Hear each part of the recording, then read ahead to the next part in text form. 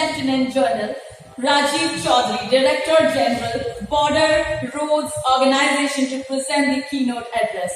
Welcome, sir.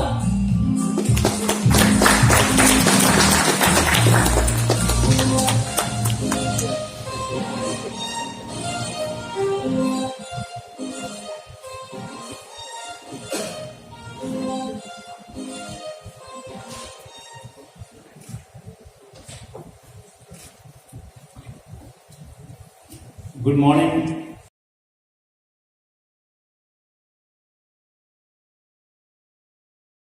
अस्सलामु अलैकुम। मैं ज़मीर अहमद अंसारी और आप देख रहे हैं Z news for you.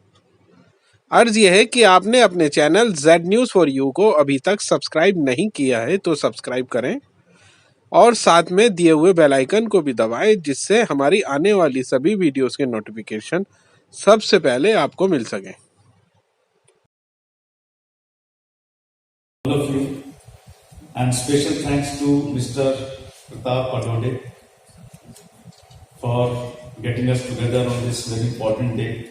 He is a visionary, and I must mention here that since Construction World magazine has been established in 1996, if I am correct, not a single issue has been missed, despite of even during the COVID.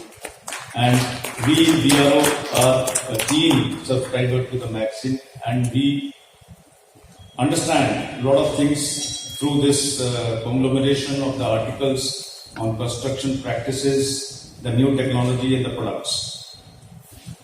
So that is about him to choose this day of 14th July when Honorable Prime Minister is there in France,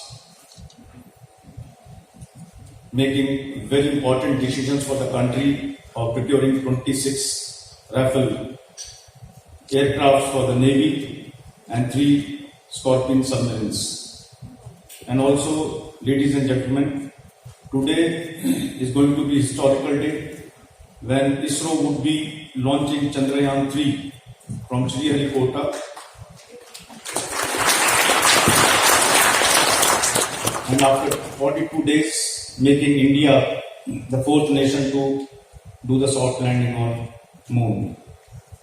So he has chosen this day very importantly. I also must thank Shri Sudhendu Sinha ji, the advisor Niti Aayog on infrastructure connectivity and electric mobility. He has got his eyes, I think, more than 25 years ahead, and he has charted the course for the country very beautifully, and we heard him putting across where we are going and what are the challenges we are facing. And you all people from construction industry, equipment industry, technology industry and academics, I compliment all of you.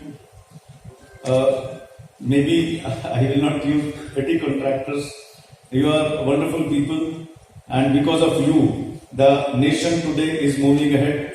Today we are going to be, we are third largest economy in the world with $3.75 trillion GDP, and very soon, every 5 years or 7 years, we'll be getting a jump of $8 to $9 trillion, and what has been predicted, as you all would have read, that by 2075 we will be the second largest economy in the world with $50 trillion. So that is the vision with which the country is moving ahead. And as I will also take the thread from Mr. Vora, what he mentioned, the roads or the infrastructure. When we talk about infrastructure, it encompasses a lot of things. But the basic thing is road. When the road goes, everything else goes. Road is the backbone of development. It has been proven in the history. In 1962, South Korea and India were with the same GDP, we were together. And we also share our Independence Day of 15th August, they are 1 year behind us. Today we are at 2600 GDP per capita and they are at $35,000 per capita. And that has happened because of the road infrastructure what they created over the years. Today we are doing the same. As was mentioned by Mr. Sinha, National Highway Authority of India is doing fantastic job. They are creating expressways, freight corridors, new greenfield alignments, national highways. But also let me tell you, there is a lot of India which is still unconnected. He also mentioned of Northeast and all along the Himalayan borders, where we work very silently, invisibly, border road organization. Most of the countrymen don't know what border road organization is all about and what we are doing. So in next half an hour or so, I will make an attempt to bring you on the same page and where we stand and to make a small humble mention of Honorable Raksha Mantri's statement on 3rd January this year when he dedicated number of infrastructure projects made by border roads to the country from Siam. And he made a mention that when he was young he used to read BRO as bro. And we grew up, then his children said bro is a slang for brother. And he made a mention, BRO, Border Road Organization today is not only bro to the people of the country, not only bro to the security forces, BRO is bro to the nation. And that was a very bold statement to make. And under that burden of expectations for none other than Honorable Raksha Mantri and the countrymen, Border Road Organization has been growing and leapfrogging on the borders, where very few people go, and if they go for little picnicking or adventure. And mind you, we are there all throughout 365 days, 24/7. And now also, especially in Himachal Pradesh and Uttarakhand, a lot of disruption by floods, landslides, and Border Road Organization is making and restoring that connectivity as desired for the people of the country.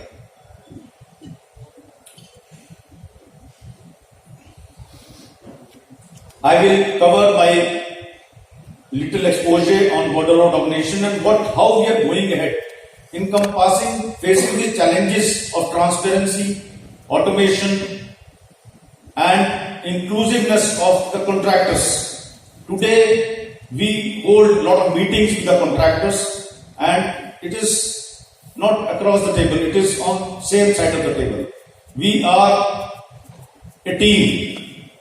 We don't hesitate to meet the best of the people and don't hesitate to take their advice or their suggestions to better the quality of the infrastructure what we are making. BRO has traveled 63 years now, as started in 1960 with 2 projects, today we have 18 projects all along the western, northern and eastern borders. And also we have got a footprint in the southernmost island, Campbell Bay of Andaman Nicobar chain. Now this is some statistics. I will give you some statistics of here and then go on to add some muscle and heart to what we do. If you see the later portion of this histogram, in last 2-3 years, government has reposed tremendous amount of faith in Border Road Organization. Mr. Sinha mentioned about vibrant villages. There are 662 vibrant villages have been declared in the phase 1 by Honorable Home Minister from the farthest place in the east, the first village, Kibitu. And out of that, 441 are going to come up in Arunachal Pradesh itself. And the project has got, this package has got cost overlay of 4,800 crores. Out of that, 2,500 crores will be dedicated to the road connectivity. Because if the road goes, then goes the electricity, then goes the water, then goes tourism, then goes medical, education, aviation, everything else. Without road, no one can reach those villages where our countrymen have been living since independence without much connectivity, and we don't know them. They don't have mobile connectivity, they don't have electricity. Number of villages. I have traveled to the farthest of villages all along the borders. I have met those people, I have shared their concerns and the pain. But there is a success story, there is a bright side of the darkness which I am going to show you during the process of this presentation. So if you see the last 2-3 years, there is a jump of 100% in last 2 years of financial budget which has been given to border roads, and we are expanding. We are spending this like anything, and every year it is going to increase now. Last 2 years we have dedicated 205 infrastructure projects to the country, and all on the remote places of northern borders. You know the sensitivity involved there, and there is a lot of pressure, there is a lot of concern and attention to the infrastructure which has been neglected all along. We have increased the pace of road infrastructure as well as the bridges what we make. Bridges is 3 times last 7 years or so what we are making. And for your kind information, out of 13 highest passes in the world, 10 are maintained or manned by Border Road Organization. Out of this 10, 8 are in Ladakh itself. And the highest pass, highest motorable pass, which was just made a mention, 19,024 feet, Umlingla, is constructed by Border Roads, which is higher than both the base camps of Mount Everest in Tibet and Nepal, and even higher what you have been hearing about Siachen Glacier, higher than Siachen Glacier, which stands at 17,700 feet. We have been listening about infrastructure, tunnels, bridges in Alps all along. Alps, the highest peak, Mont Blanc, is at 15,700 feet. And we are making roads at 19,000 feet. So the story has changed. The world is looking at us. We are oblivious of the attention what we are getting. We should highlight this. Our contractors, our people who are working on these roads along with us, working on the bridges, working on the tunnels. I am going to highlight that. Today world is very intently looking at us, how we are doing that. This is, as Mr. Vora told, everything should be modular now. We are actually into modular construction. We have gone into modular bridges class 70, and we are going to replace all our bridges in the borders, which can take tanks, guns, or any multi-axle heavily loaded trucks which are going on the forward locations. So class 70 is the answer. This has been made double lane bridge by GRSC of 140 feet span, and today, very soon, we will be switching to 200 feet span. We are already in the process of doing NCNC trials with GRSC or anyone for that matter. When I am talking to you, I welcome all of you to jump into this arena and compete with the public sector units. The competition is open. Tunnels. We have completed 6 tunnels and 10 tunnels we are working upon today, and 7 are in the final stages of planning. Till 2017, 6 years back, we had made only 1 tunnel and 2 tunnels were under construction. Today we have completed in last 3 years alone 5 tunnels and we are working on 10 tunnels. So that is the success story of tunneling at the highest places in the world. Very soon, Sela tunnel, which is going to come up in Sela Pass in Arunachal Pradesh, is going to be the highest twin tube tunnel in the world at 13,000 feet or up.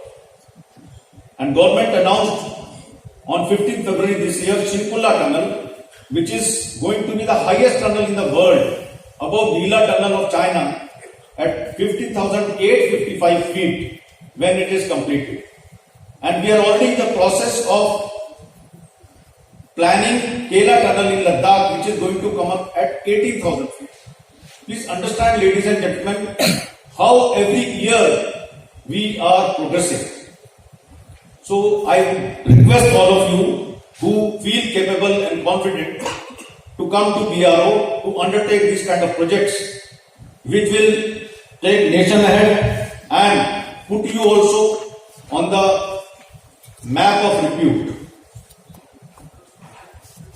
We also make airfields. 19 airfields have been completed, rather 21, including Bagdogra and Barakpur, which have just been handed over to Air Force. And we are starting airfield at Yuma at 14,000 plus, one of the highest airfield in the world, which is just 30 kilometers from LAC in Ladakh. So this is kind of work what we are doing. These are some of the photographs to understand where we work. It is very easy to work in the plains, making roads or anything. But please understand, here this is the rock what has to be cut, and after that the road has to be created. Sometimes you do the formation cutting and everything goes down on its own weight, and again you start fresh. And we also lose some precious lives and our equipment during this process. So it is very risky. These are some of the roads I would ask all of you, and most of it is being done departmentally. Our own people do. But if any one of you is interested to have some adventure in construction, engineering or making roads in such places, you are most welcome. And most of it have been, this equipment has been airlifted by Chinook helicopters in forward areas to create multiple attack points. Honorable Prime Minister came to Mana, that is the first village in Uttarakhand on the Mana Pass axis, and did Shilanyas for 2 major strategic roads from Mana to Mana Pass and Joshimath to Malari. And the point to be highlighted here is he stayed with the lowest detachment of border road organization in a small room of maybe 8 feet by 8 feet. So that is the humility of the Honorable Prime Minister, that he relates to our Karam Yogis, and this small incident has given us a lot of morale boosting, and also we get committed to do what is given to us. Hapoli Sarli Huri Road. Now Huri, ladies and gentlemen, was a village since last 73 years or so, which was not connected to Tehsil Downing and its district Pune. Every week, Air Force helicopters to come and drop vegetables, some grains and medicines.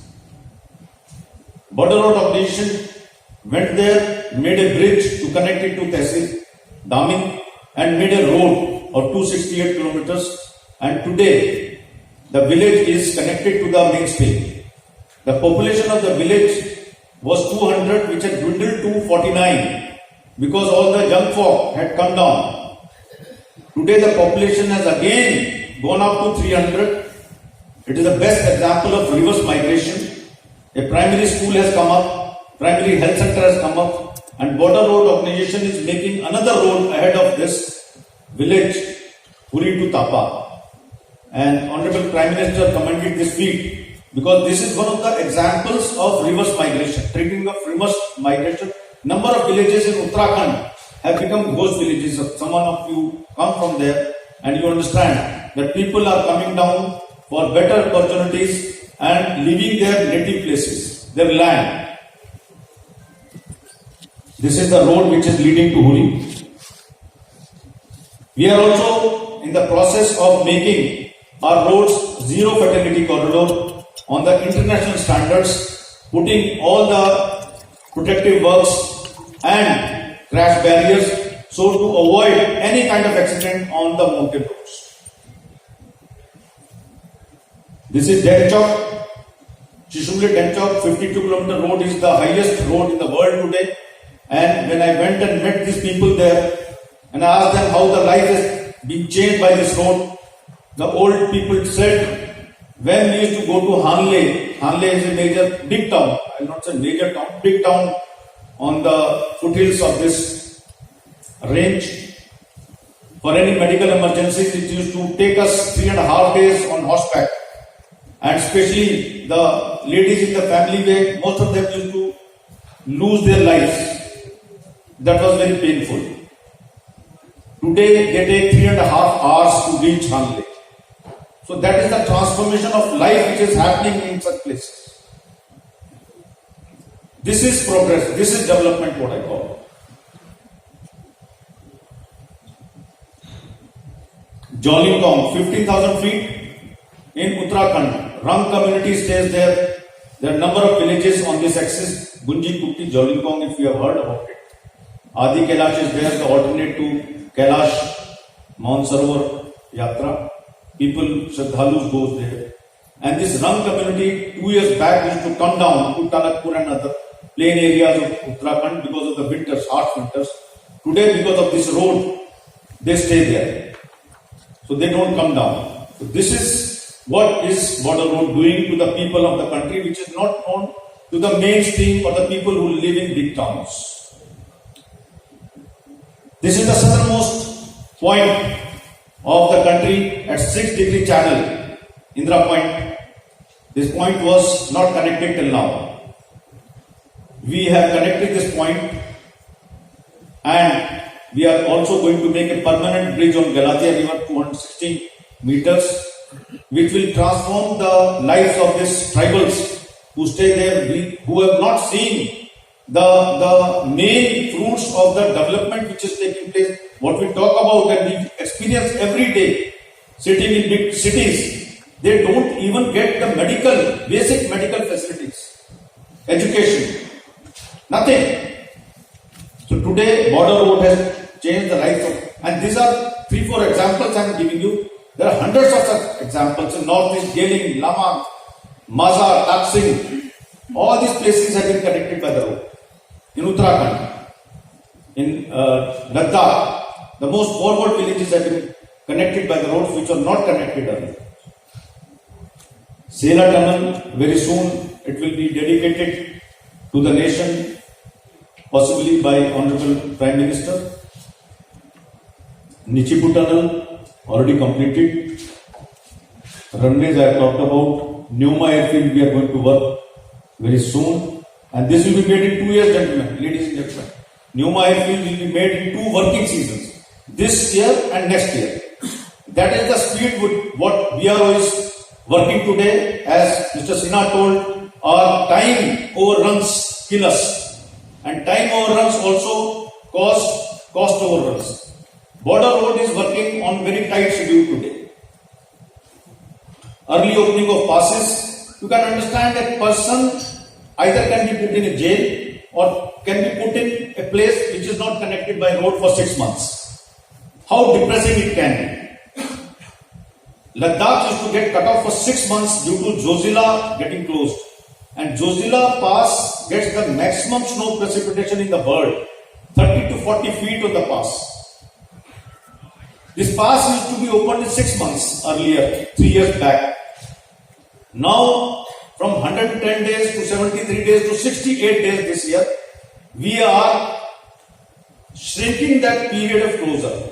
And this has brought a lot of cheer or happiness quotient has been increased of the people of Ladakh. Not only that, the security forces are strategic extension of those people who are being maintained in Ladakh. In any eventuality, they can be beefed up with their weapon systems or more people fastest. And today, there is a tunnel coming up at Zojila. So that is the kind of work what BRO is doing. And all other passes, we maintain approximately 27 passes, high passes. We are clearing these passes fastest today. Shangri-La, Rajasthan, transparency. We talked about transparency because transparency is a very major issue with construction industry all over the world. Not only in our country, everywhere. Today, our maximum procurement is happening on GEM. We have, I will not say compelled, but made sure that even the PSUs come on GEM. Earlier they were working on MOUs. Maximum steel and cement by border road is being purchased through GEM now. And we are one of the largest buyers of cement and steel, government department. Our bills of the contractors, 90% of them are being paid in 9 days. Can you understand this? I don't know if you ask yourself how much time you are taking to get your bills passed earlier. Maybe 1 year, 1.5 years sometime. 9 days flat if your documents are complete. So that is the transparency, inclusivity and quality which is being ensured by border road organization through best practices which are existing and which have been enunciated by the government of India. And this was shared, this experience of anti-corruption initiatives through GEM with the international delegates at G20 seminar on 1st March at Gurugram by us, and it was well appreciated. Very recently, Honorable Minister of Commerce had felicitated border roads with most innovative means of increasing transparency through GEM. We are digitized today, we are automated, we are using softwares, and we are going to geotag all our equipment in the recent future. We are also thinking to launch a small satellite which can monitor all our construction activity all along the border. So these are the things what we are thinking in our organization, which is going to increase, not only increase the pace, but also going to increase the monitoring mechanisms of that construction activity. Now this is one of the biggest yatra which take place in the country for 2 months, which is happening now.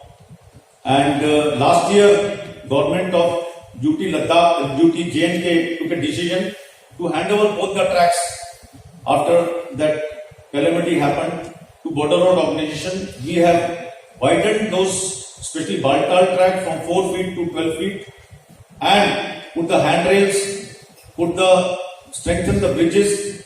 This may appear to us very small activities, but today those people, 5 lakh people who are going there through these 62 days, they get assured that they are safe.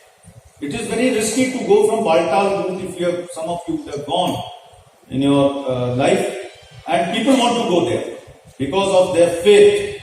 So border road organization is not only doing work for the security forces or connecting people, it is also bringing people closer to the faith they have got. Not only here, the Char Dham roads which are being constructed in Uttarakhand, that is also being done by border road organization, and the road going to Lipule to take people to Kailash Mansarovar also being made by border road organization.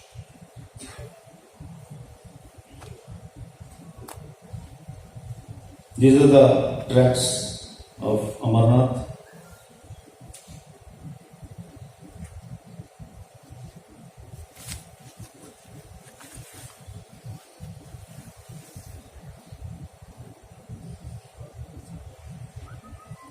So this is the heart, this is the muscle I'm adding to the statistics which I showed you earlier, how the budget expenditure is happening, how the pace of the work is increasing. But here we connect to the people. I say connecting places, connecting people.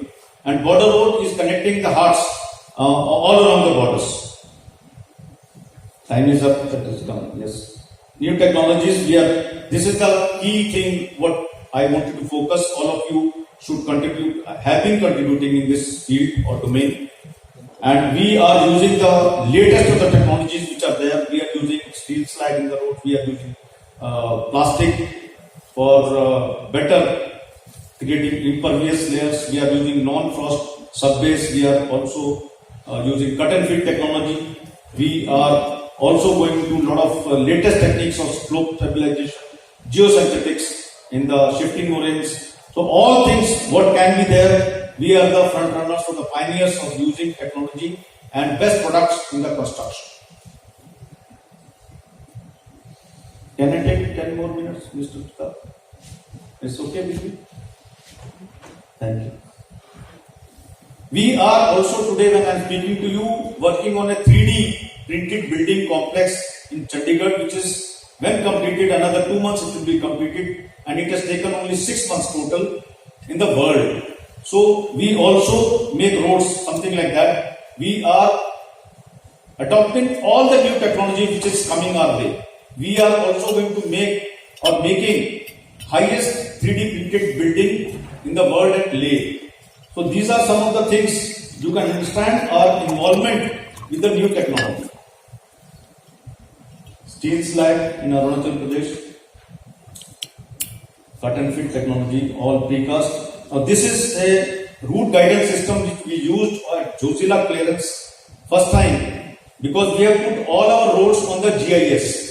We can, at any point of the road, we can tell what is the lat long of that point. And we have fitted this equipment on our leading dozer so that dozer does not go by mistake into the valley and we lose life. And this has accelerated our pace and given confidence to our people. This is the HED complex in Chandigarh, 3D printed. L&T is doing this.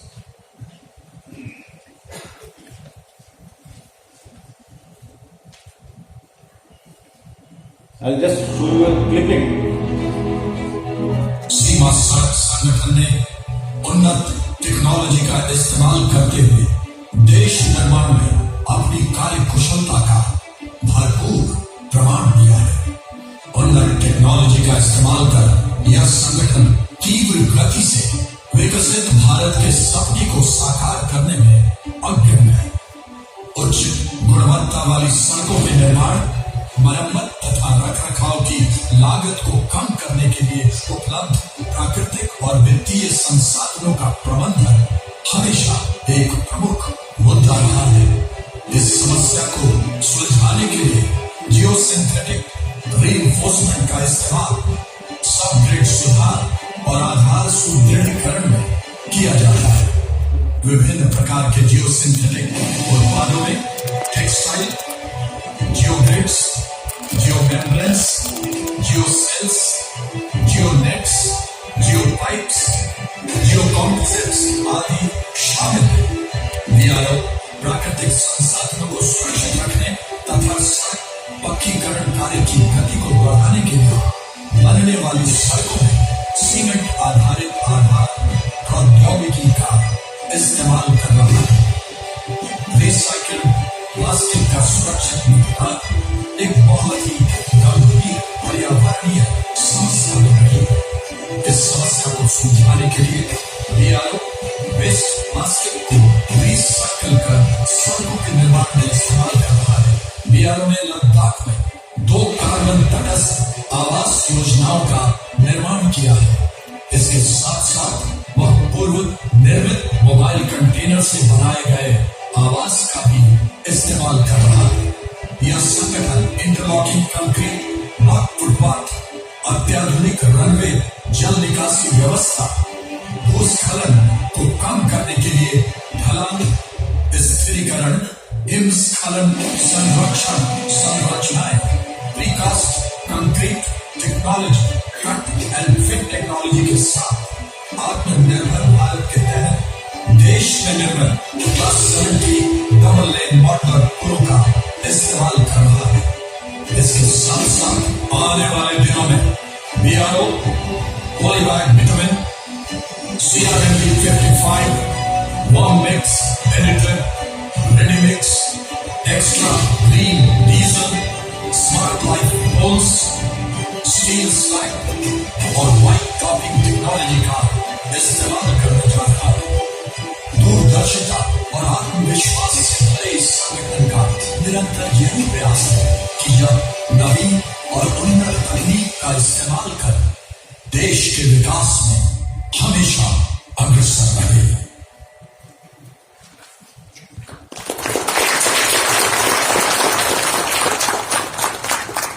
We also opened a Center of Excellence for Road Safety Awareness, which was inaugurated by Honorable Raksha Mantri, and we have done structural audit of all our bridges also.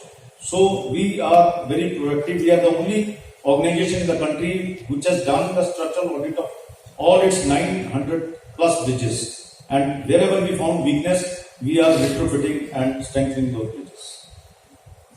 These are some of the. We also become the first responder in case of any natural calamity which is happening today in Himachal and Uttarakhand, because other people have to be brought from some bigger city. We are already sitting at these places where these things happen.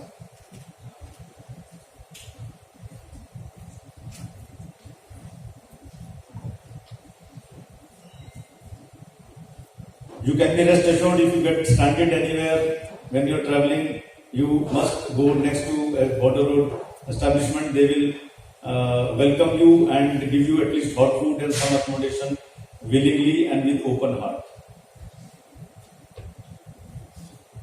Women empowerment, we are putting women, there are a lot of women here today. Last time when I had gone to Bombay, there were very less women, but today there are a number of women, and we are putting our women in commanding positions. Today, the highest detachment or the organization being commanded by women in the world is at Hanle, 15,000 feet, and Colonel Doming has gone there from Arunachal Pradesh, and she is commanding this task force, which is all women task force. So we are really gender neutral, and we give them all equal opportunity, and also try to get them some kind of awards wherever National Commission of Women or Delhi Commission of Women have been very magnanimous in recognizing their good work of the women which are working with BRO. Earlier, very few women were joining BRO. Today, number of women are increasing because of such initiatives. We also created team spirit and bonding through adventure activities. We are the only organization in the country which has gone all along the land and coastal borders on motorcycles. 22,000 kilometers we travelled, and talked to the people and created that awareness about the organization. Now I'll come to the last 2-3 slides. What we want from you? We want a lot of good collaboration. As Mr. Sinha told, it is not taboo to talk to people from the industry. Today we are brothers. Really, we are brothers, and we sit together. We discuss issues of technological challenges and any constructional complexities, and we find solutions to those together. So you are most welcome to connect to us. We also research. We have got a R&D chief engineer which is working constantly on new fields, and we have also gone in with for a MOU with IDEX with 50 of our problems which are going to be addressed by the new startups and people who are very innovative in their thinking. We will request you to create some machines and equipments and technologies and products which can be used better on the mountains or those places where the mountains are fragile.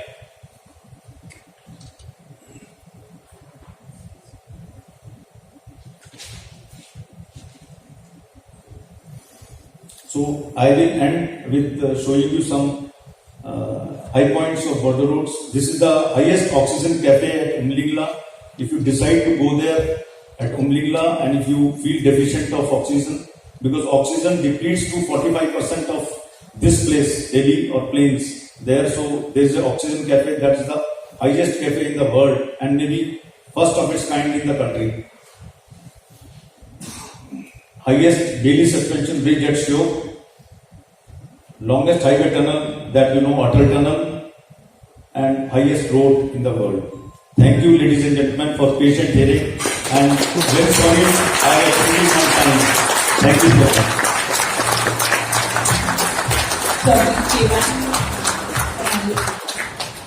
Thank you, sir. It was truly inspiring and lots of knowledge to all of us. Thank you so lot.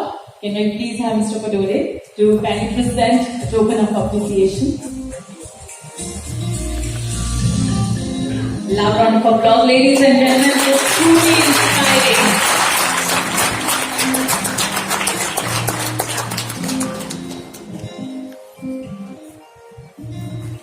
RIB is one of the world's leading providers of software for managing projects and enterprise processes in construction and real estate industry. So I'd like that we all could watch a film on the same. Let's invite Mr. Padore to kindly present a token of appreciation to Mr. Vora.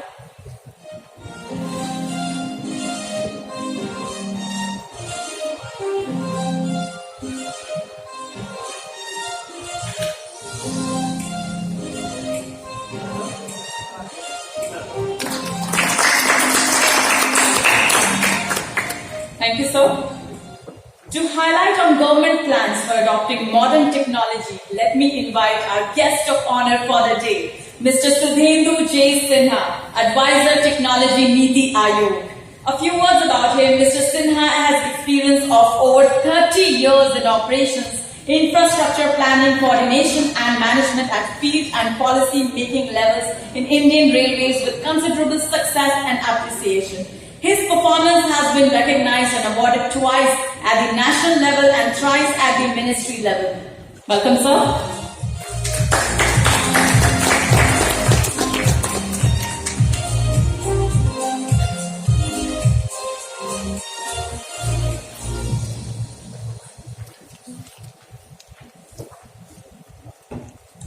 Thank you. At the onset, let me congratulate Construction World.in for organizing such a wonderful meet. Construction law, construction technology theme, which is, of course, extremely relevant in India of today. And the video clip that we saw, what a wonderful way of putting it, that infrastructure is the pivot on which the growth story of India depends, on the growth story of India stands. Probably it is the update version of the ancient statement, olden day statement, that prosperity lies in kingdoms where the sounds of hammers and chisels are all pervasive. So this is an update version of the same thing. So at Niti, we have got around 4 or 5 verticals, like a team, looking at each of the infrastructure projects that reach out to us. And in addition to that, thinking that how the country can perform better, where are the scope for improvement. And I'm all the more thankful to Mr. Padota that we are in the company of army people who have done exceptionally well in the border areas. And I'm aware that the amount of work that's being done out there, and a lot of projects, a lot of programs like Vibrant Villages, they are all being taken forward with one thing in mind, that in those areas, the construction must not suffer. Now, how we started? How did we begin? So, let's say if you see the approach to infrastructure, the approach to construction, what is today? Today means last, say, 8, 10 odd years. And you keep a break and see the before time. Then today is altogether in a different world. We are expanding in a big way. And that can easily be attributed, that can easily be indicated and confirmed by the allocation that is being done on infrastructure, multiple infrastructure, that allocation, the budgetary allocation speaks of that. So expansion is one of the principal themes on which government is focused. At the same time, we are not losing that it has to be with equity. By that is meant that hitherto, all those areas which were infrastructurally deficit, they are being brought into the national mainstream. So you have got Tupul and Jiribam and Nahar Lagoon and Harmuti and Balapong, all these places, which were hitherto not heard of, now they are into the national mainstream geography because they have been corrected. Northeast, the coastal regions, the mountainous arc, the island territories, the way we are expanding over there. That is the second piece of it. The third is, of course, the excellence part of it. So, the infrastructure that is being laid out, the construction activity that is going on, that is not without the aspiration that it has to be globally best. So, if you see the NHI, for example, when they started off, the first parameter that they laid out was that until the contractor has got so many machines and systems in place with them, they will not be able to bid. So quality became one of the parameters. Earlier, road, or maybe road definitely for sure, its life cycle was at best, 5 to 10 years. Now, our aspiration is that it should be 50 years. 50 years of the site should be for a road. And finally, empowering that with digital and so many things, these infrastructure we must have empowering people, with respect to the access to the infrastructure. So you have got somebody sitting at remote corner of India, able to take a railway ticket or maybe the FASTags. These are all stories of success. So we have done phenomenal. And all this has come with specific policy initiatives, and these policy initiatives are based on some very, very fundamental understanding that gradually we had, and that was translated into these policies. So the first understanding was so visibly clear that the great nations are built on great infrastructure, and that led to National Infrastructure Pipeline, 111 lakh crore rupees, 22 sectors, 17 economic, 5 social infrastructure, all of them put into same pipeline. That was NIP. The second understanding came in that there should be synergy. There should not be time and cost overruns. Why it is that we are not able to identify that why there is a slippage in particular infrastructure, and that led to the policy initiative of what we call, which is gradually maturing, what we call PM Gatisha. And you are all aware of the principles of it and the way it is being taken forward. The third one came that these infrastructure cannot be taken forward by only taxpayers' money. The source of financing has to be thought of from somewhere else. And that gave to the policies such as asset monetization, policies such as PPP, multiple versions of PPP. That was the third initiative. And finally, that if India has to go forward, we must have that competitive edge which we are losing because of our logistic not so efficiency. So for the logistic efficiency, we went in for logistic plan. This was the pattern with which we are moving forward, and there is a tremendous satisfaction and a lot of pride to communicate to you that in all the sectors we are doing fabulous. Whether it is roadways, railways, civil aviation, inland waterways, ports, shipping, energy, everywhere we are doing fabulous. That is one piece. But the second part is that the construction in the industry, which is close to 9%, 8.5% of our annual GDP, and which is giving almost 12% of the employment positions.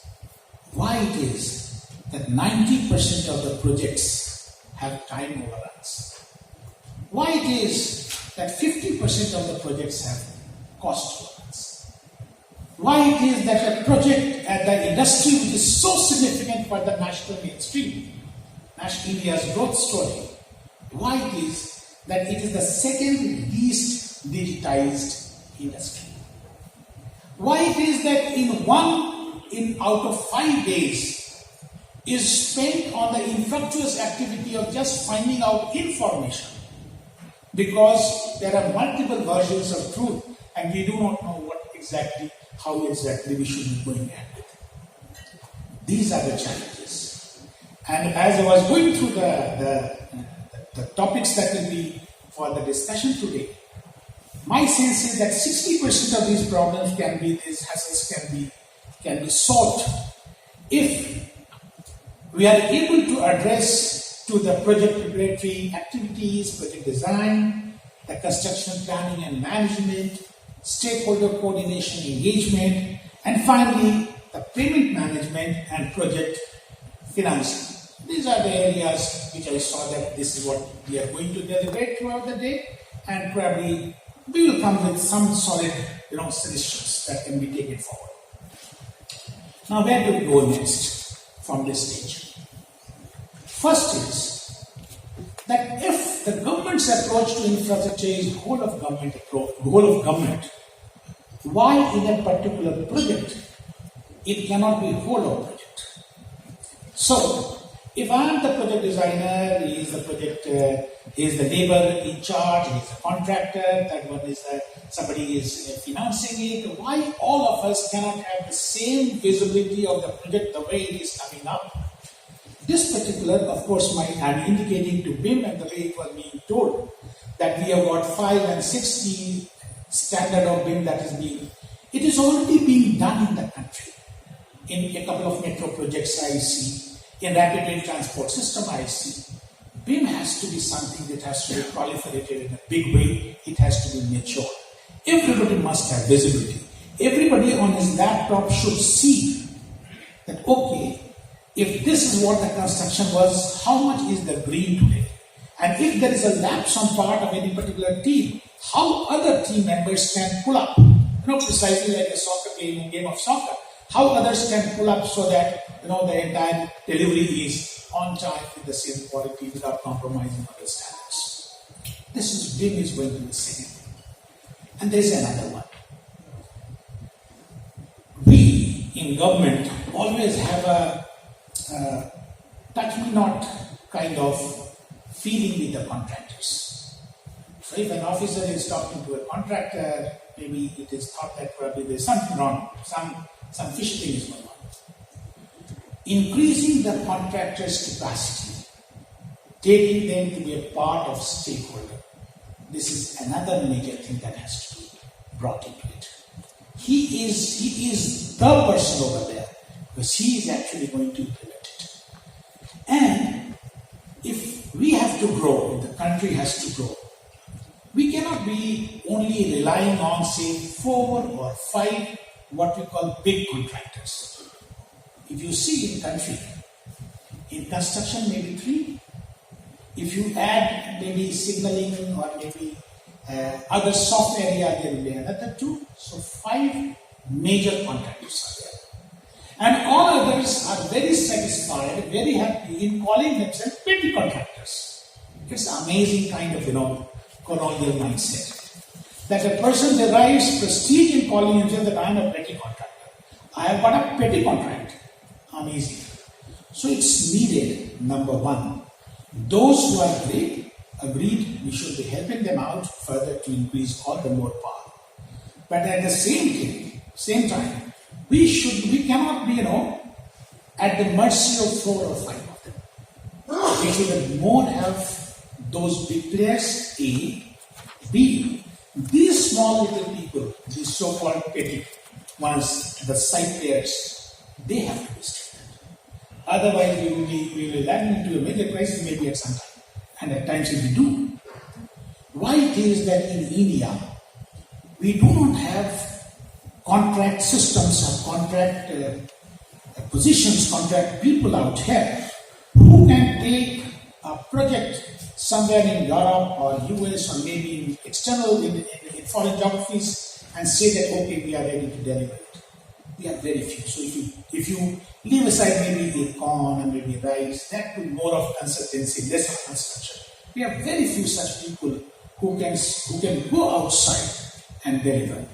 And of course, when I say outside, it is not confined to Nepal or Maldives or Sri Lanka. It's really going into the big competition. Technology, yes. Without technology, we cannot move forward. Role of machines we have seen. Machines have played fabulous.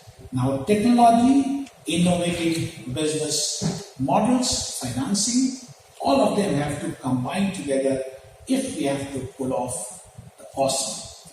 That is precisely, ladies and gentlemen, what the national aspiration is. And that is what precisely, we are all together as a team. We want to take it forward. Thank you.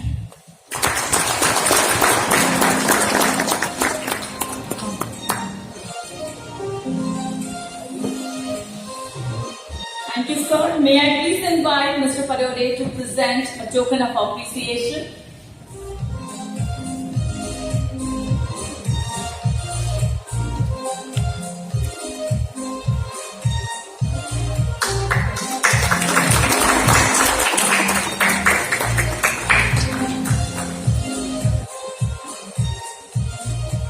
Thank you, sir. Lieutenant General Rajiv Chaudhary has been spearheading BRO's remarkable feats in the construction world, and the most notable achievement being the successful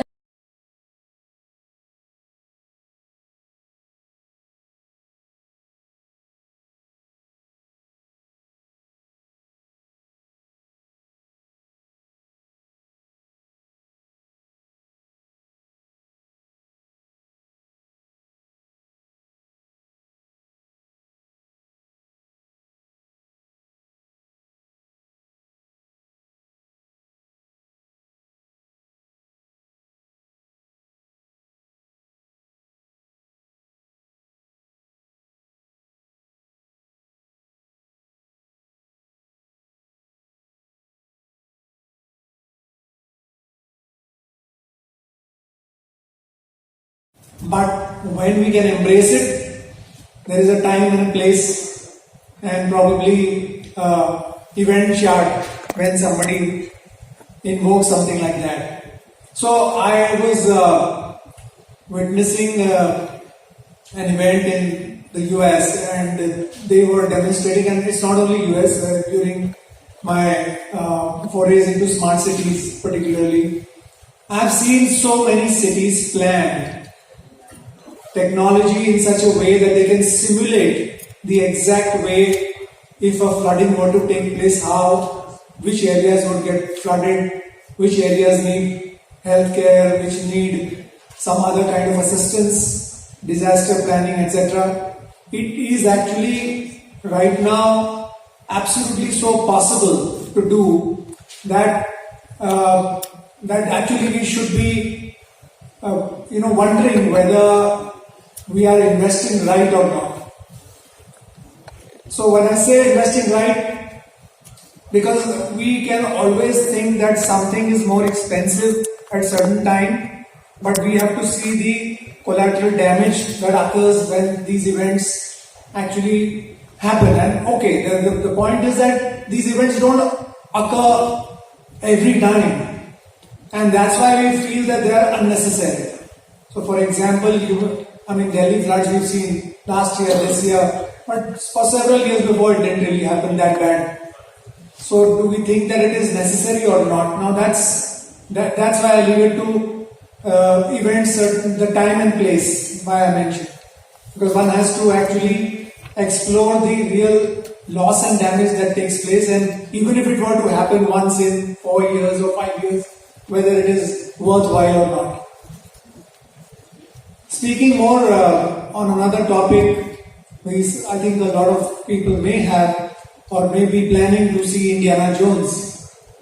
And in that, we've seen Harrison Ford, who is now 80 plus, shown as a 40-year-old in a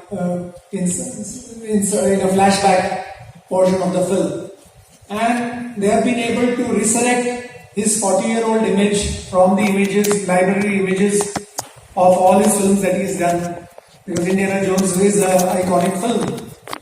And now that means a digital twin of that person is actually possible, as is possible to create our infrastructure, monuments, bridges, and so much else.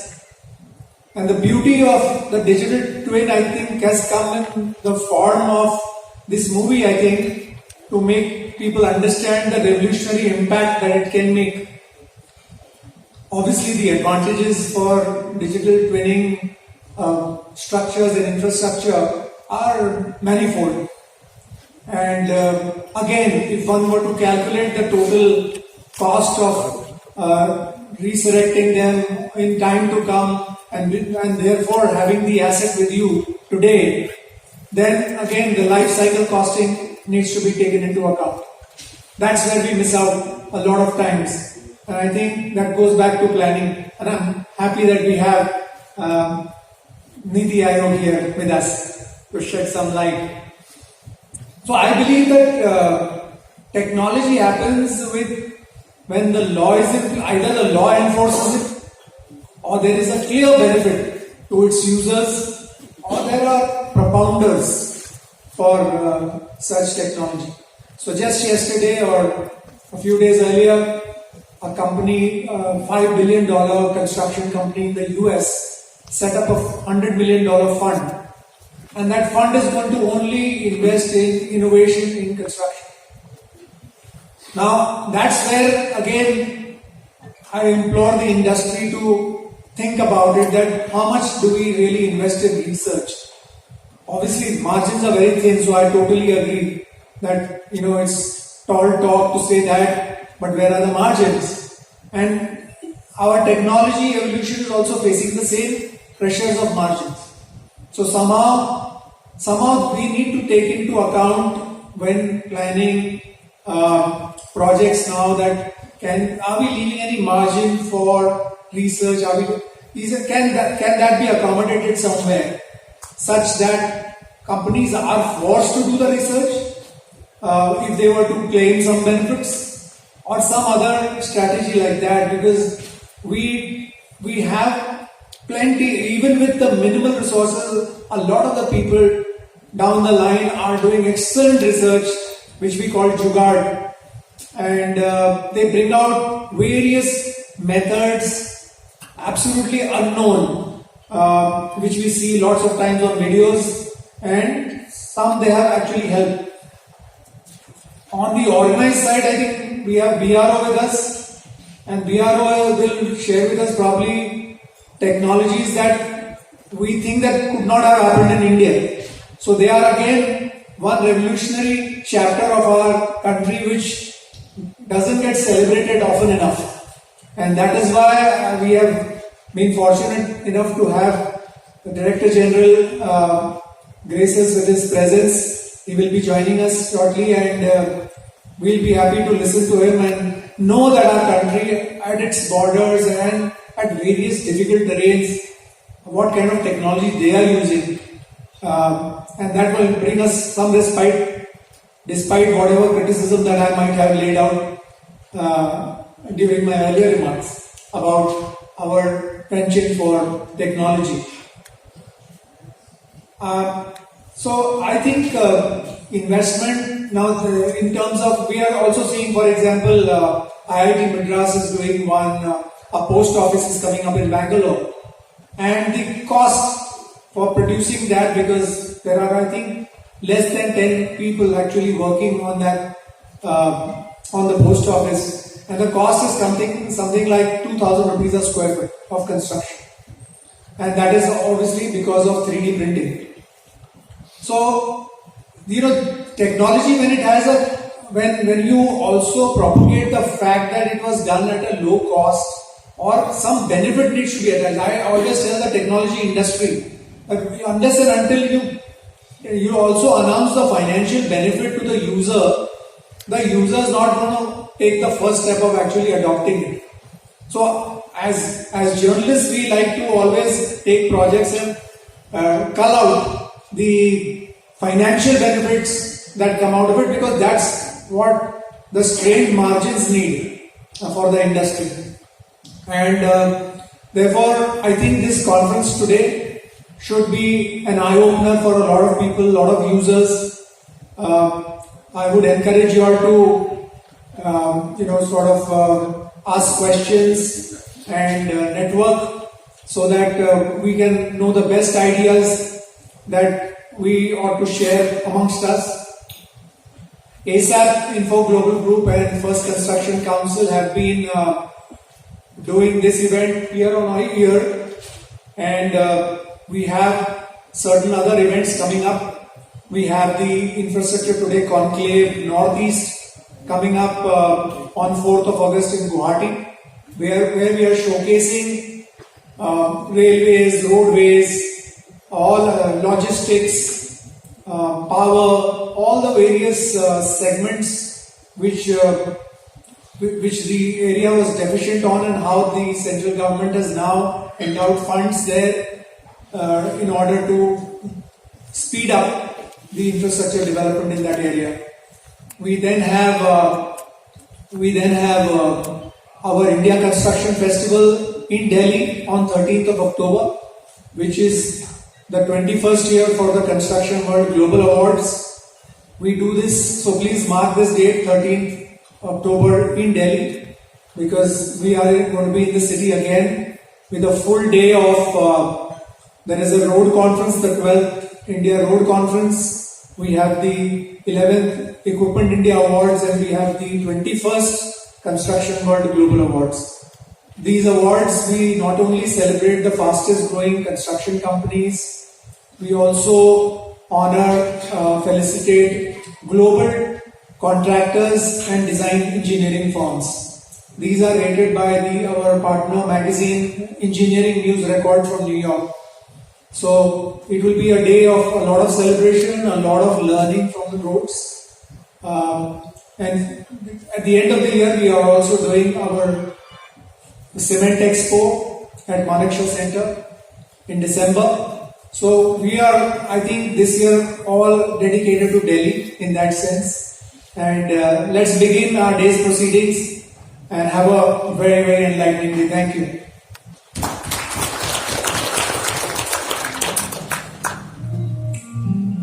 Thank you, sir, for all the information. So the recent KPMG Global Survey findings exhibit a strong outlook for our Indian construction industry, driven by the government infrastructure stimulus, manufacturing incentives, and private sector commitments. This is reflected in a significant proportion of our participants, indicating 20% revenue growth or increase in capital investments in the next 12 months.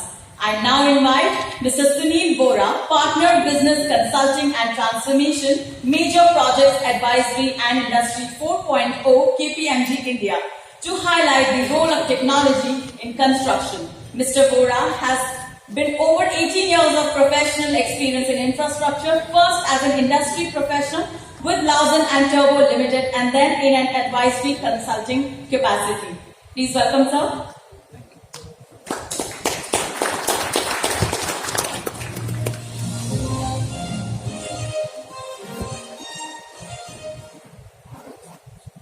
Hello and good morning, and thank you to ASAPB and also the dignitaries present here today. Our love for construction started right when we saw big structures coming out of the ground, and for all of you who are associated with the construction business, this would be a very apt message to give, that all of us need to be involved in building our country and our environment in some particular way. And construction is the closest means to get to that. My love for construction started right in the year 2000 when I graduated. I thought I was a production engineer in love with machines, and that was all I had to do. But then I was sent to a construction site by Larsen & Toubro, and I thought it was like a punishment posting. And in 6 months I'll probably get out. And that's when I'm very grateful to that resident construction manager who made me walk the site for 3 hours. And he said, this is a 30,000 crore refinery in the northern eastern states of India. It will create so much of gross domestic product for the country, so many new jobs. And I said, wow. This is a good thing. And that's when I was hook, line, sinker stuck to this industry, and it's been 21 years since. And every year we see something significant that is happening. With KPMG, the last 13 and a half years, we have published at least 8 or 9 of these. This is the 14th Global Construction Survey report that we create. There are times where we have done it almost every year, and off late we have started doing this in the past 2 years. Every 2 years, I apologize. Our 2023 survey is very special because we had 267 participants who are CXOs or CXO equivalents, director of projects, head of projects, etc. And what we have done with this survey is bring about all the important topics that are on the minds of owners of projects, people who sponsor these projects, and then the engineering and construction fraternity. This forms a very significant pool of the decision-making stakeholder group, and we have representation from the government, from the private sector, PSUs, and we've got a few people who regulate the industry also to opine on it. What makes this significant is that there are 119 participants from India out of the 267. That's just under 50%. What it also indicates is that India is on the global map. People look at India for innovation. The technology story in India is already established. This summit is dedicated towards construction technology. The report carries significant content on how technology can help transform our business. More interestingly is the ability of our India story to transform construction globally. And that is one key message that I would like to leave behind. The government of India has done their bit by introducing the National Infrastructure Pipeline. $1.4 trillion of spend which has to happen over the next few years. There is the NABFID, which is the National Bank for Financing Infrastructure Development in India. It's a $2.5 billion purse which is to be spent on infrastructure projects in the country. So on the demand side, there is this huge, big plethora of construction projects that need to be executed. Regardless of the government in power, the construction projects will continue over the next 8-10 years at least, if not more. We also have other ecosystem enablers in the form of very, very good quality engineering skill sets which are available in India. At times they do get diverted to other sectors. It's up to us to bring that intelligence back to our sector. That's also featured in the report. What we also have is the ability for us to deploy technology very cheaply and very easily as opposed to the rest of the world. Technology available in our country today works in a lot more easy manner. I'll use it, thank you. In a very easy manner as compared to the rest of the world. So all of this is actually creating a form of a renaissance for us over the next 8 to 10 years as to how we will be able to implement our capital projects in our country. So there's a few slides that we will just use fast and just run through it very quickly. This was a summary of the Global Construction Survey over the years. 267 participants globally, 119 in India. Why does KPMG do this every year? Is simply because this is a form of returning back to the construction industry, returning back leading practices. What we have done this time, if you access this on the website, you will also get access to the data set. We have a very good, valuable data set created through the interviews that we have conducted. These interviews were conducted in the period of January to March of 2023. Very relevant, time sensitive. All of this global data set has been made available with a very intelligent tool. You can slice and dice by sector, by value, by region, by type of project, etc. And you can start benchmarking your project delivery practices, your client's project delivery practices vis-a-vis what you are executing and where the opportunities to improve lie. We have covered 3 themes. These are 3 very important themes of our industry today. The first one, what Mr. Padre talked about returning margins back to the sector. The second around ESG, employee well-being, worker safety, and then the third one around using technology better. What you see here on the page is the amazing growth story that India is scripting in the construction business. If we contribute 8 to 10% of the GDP every year, there is significant improvement and strides that is possible in our country today with construction. All the results that you see here on the page are talking exactly about that. If you jump to this next page, and this is an important trend around ESG. Everyone talks positively about ESG, but there is a very good balance that has to be struck, because ESG means more scrutiny. ESG means more regulatory cost. At the same time, there are some of our clients who have found a way to make ESG profitable for them. And ESG doesn't mean only taking care of the environment, taking care of the stakeholders around you. It also means your own employee worker well-being. How are we making it less strenuous for the construction workers to work? What kind of mechanization are we using? Are we able to reduce the safety events that occur inside? Are we able to return back to the environment more green cover? Are we only using carbon offsets as a method for reducing the carbon footprint? In the afternoon, today a colleague of mine is going to be talking about an embodied carbon method which can be used with BIM. And there are speakers here who are going to talk about building information modeling also. Please do give a little attention to that, because there is a significant role that construction can play in reducing carbon. So this story around ESG does talk about, the slides are not clear here, but there's a big message around ESG where it talks about how 60+% of the people feel positively about it. There are 4 specific areas which involve, of course, the using of renewable energy, but also finding local and sustainable raw materials, optimizing energy consumption. All of these techniques together will help us achieve a much better, cleaner project execution cycle. We do use diesel, and we will continue using diesel for a significant amount of the construction equipment, but there's a way to optimize the amount of construction, and there's a way to optimize using modular construction. That is a very big finding of our survey. I'll just quickly switch to the next page.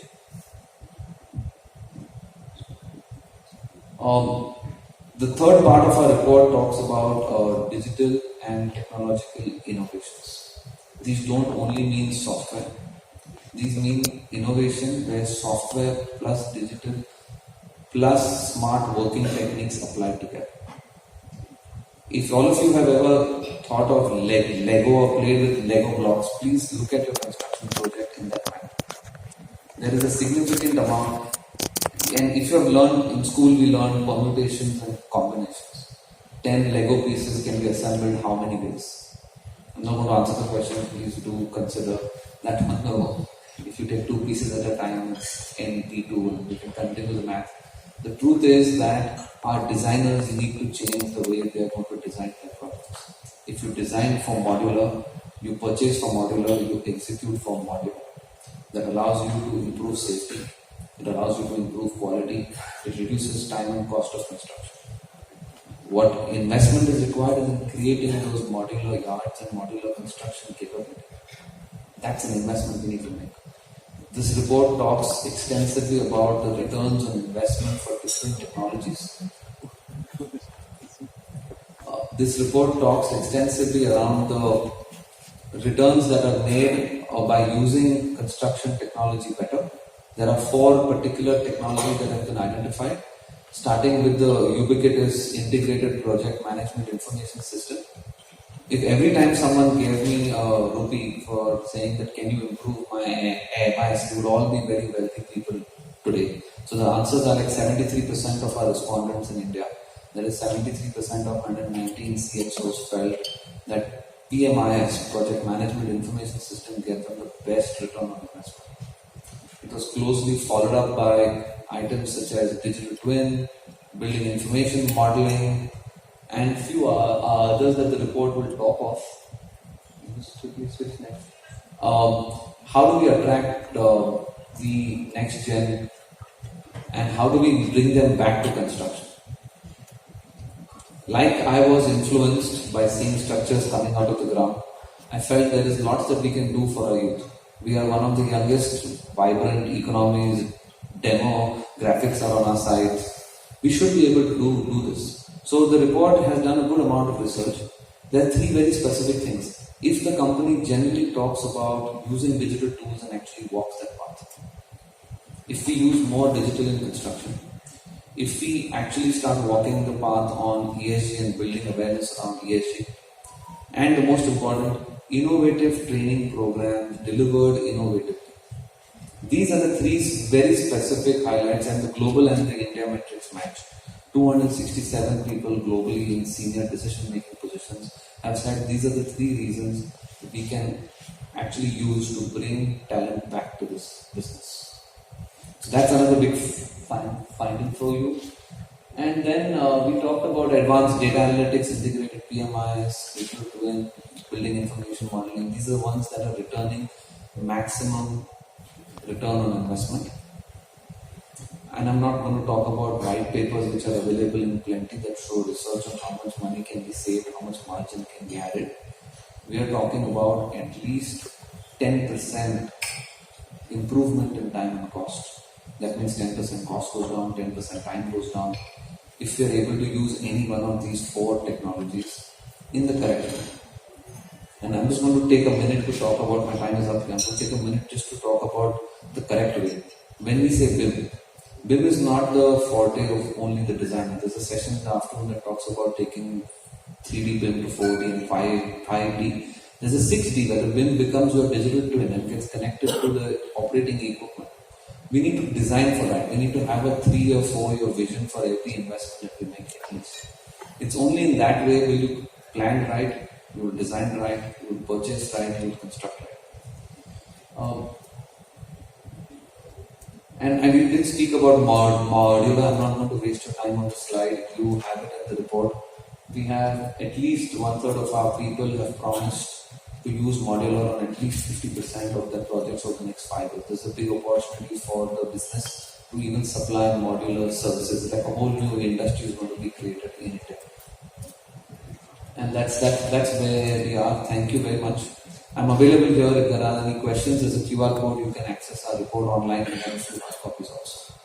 The report carries a lot of leading practices which have been successful in India. I request you to read those 3-4 pages of the leading practices and try to employ most of them. That will be a testament to what we can do for our country and construction in India.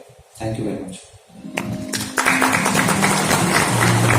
Let's invite Mr. Fadore to kindly present a token of appreciation to Mr. Vora.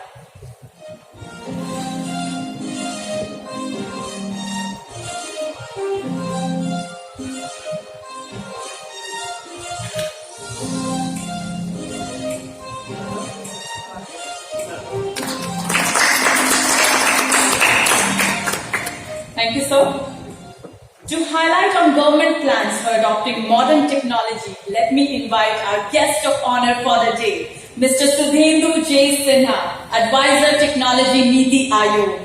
A few words about him. Mr. Sinha has experience of over 30 years in operations, infrastructure planning, coordination and management at field and policy making levels in Indian Railways with considerable success and appreciation. His performance has been recognized and awarded twice at the national level and thrice at the ministry level. Welcome, sir.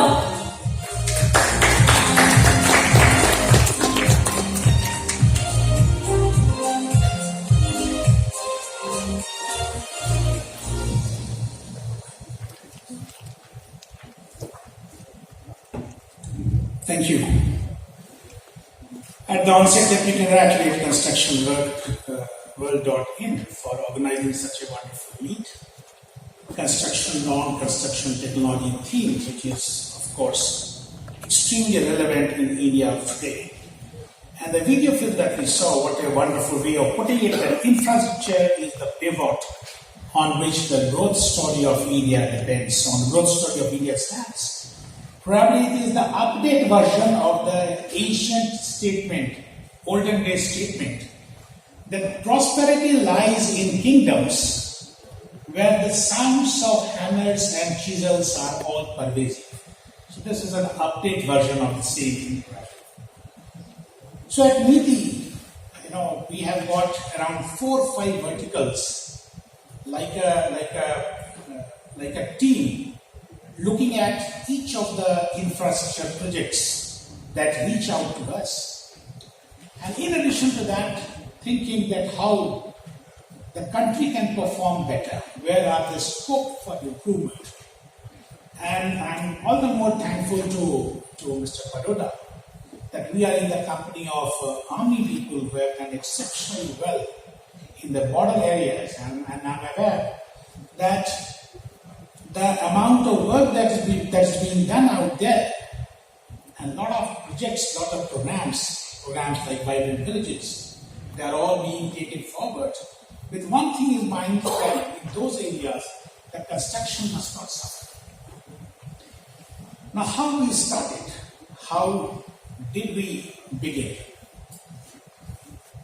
So, let's say if you see the approach to infrastructure, the approach to construction, what is today?